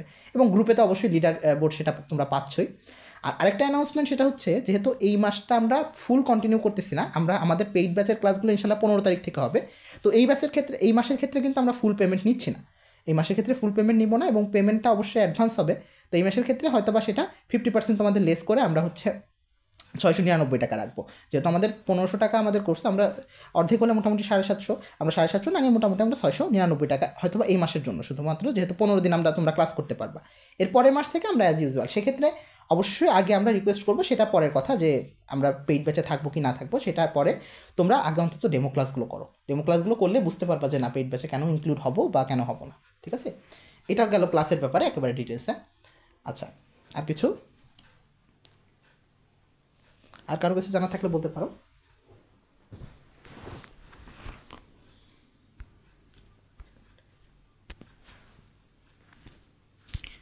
আচ্ছা, আই থিঙ্ক মনে হয় তেমন কিছু নাই তোমাদের জানার। আচ্ছা, তো পরে যারা আসছো তাহলে তোমরা তারা একটু রেকর্ডিং দেখে নিতে হবে পুরো কষ্ট করে। আমরা বলে দিয়েছিলাম 9টার সময় শুরু হবে, তো 9টায় আমরা ঠিক জাস্ট 9টাতে শুরু করে দিছি। তো কারো কিছু যদি বলা না থাকে তাহলে আমরা আজকের মতন মনে হয় বিদায় নিতে পারি। ইনশাল্লাহ পরশুদিন তাহলে আমাদের ক্লাসে দেখা হচ্ছে। পরশুদিন আমি ক্লাস নিয়ে শুরু করবো ইনশাল্লাহ, আমাদের বায়োলজি দিয়ে শুরু হবে। এরপরে পর্যায়ক্রমে তোমাদের নিবিড় ভাই, রাহাত ভাই ক্লাস নেবে পরপর। তো নিবিড় ভাই হয়তো বা এই মাসে একটু ব্যস্ত থাকবেন, তার পরীক্ষা চলতেছে, তো এই সময় একটু কমই ক্লাস পাবো। এরপরে টানা হয়তো বা তার ক্লাস আবার বেশি পাবো। ঠিক আছে, সপ্তাহে মোটামুটি সব ভাইদের ক্লাস তোমরা পাবা ইনশাল্লাহ, সব ভাইদের ক্লাসই পাবা। ওকে, তাহলে মনে হয় আমরা শেষ করতে পারি, তাই না? তো তোমাদের কারো কোনো কোয়েশ্চেন থাকলে অবশ্যই এখনও বলতে পারো, আমরা আছি এখনও। আর না থাকলে মনে হয় আমরা আস্তে আস্তে লিভ নিতে পারি ইনশাল্লাহ। তোমাদের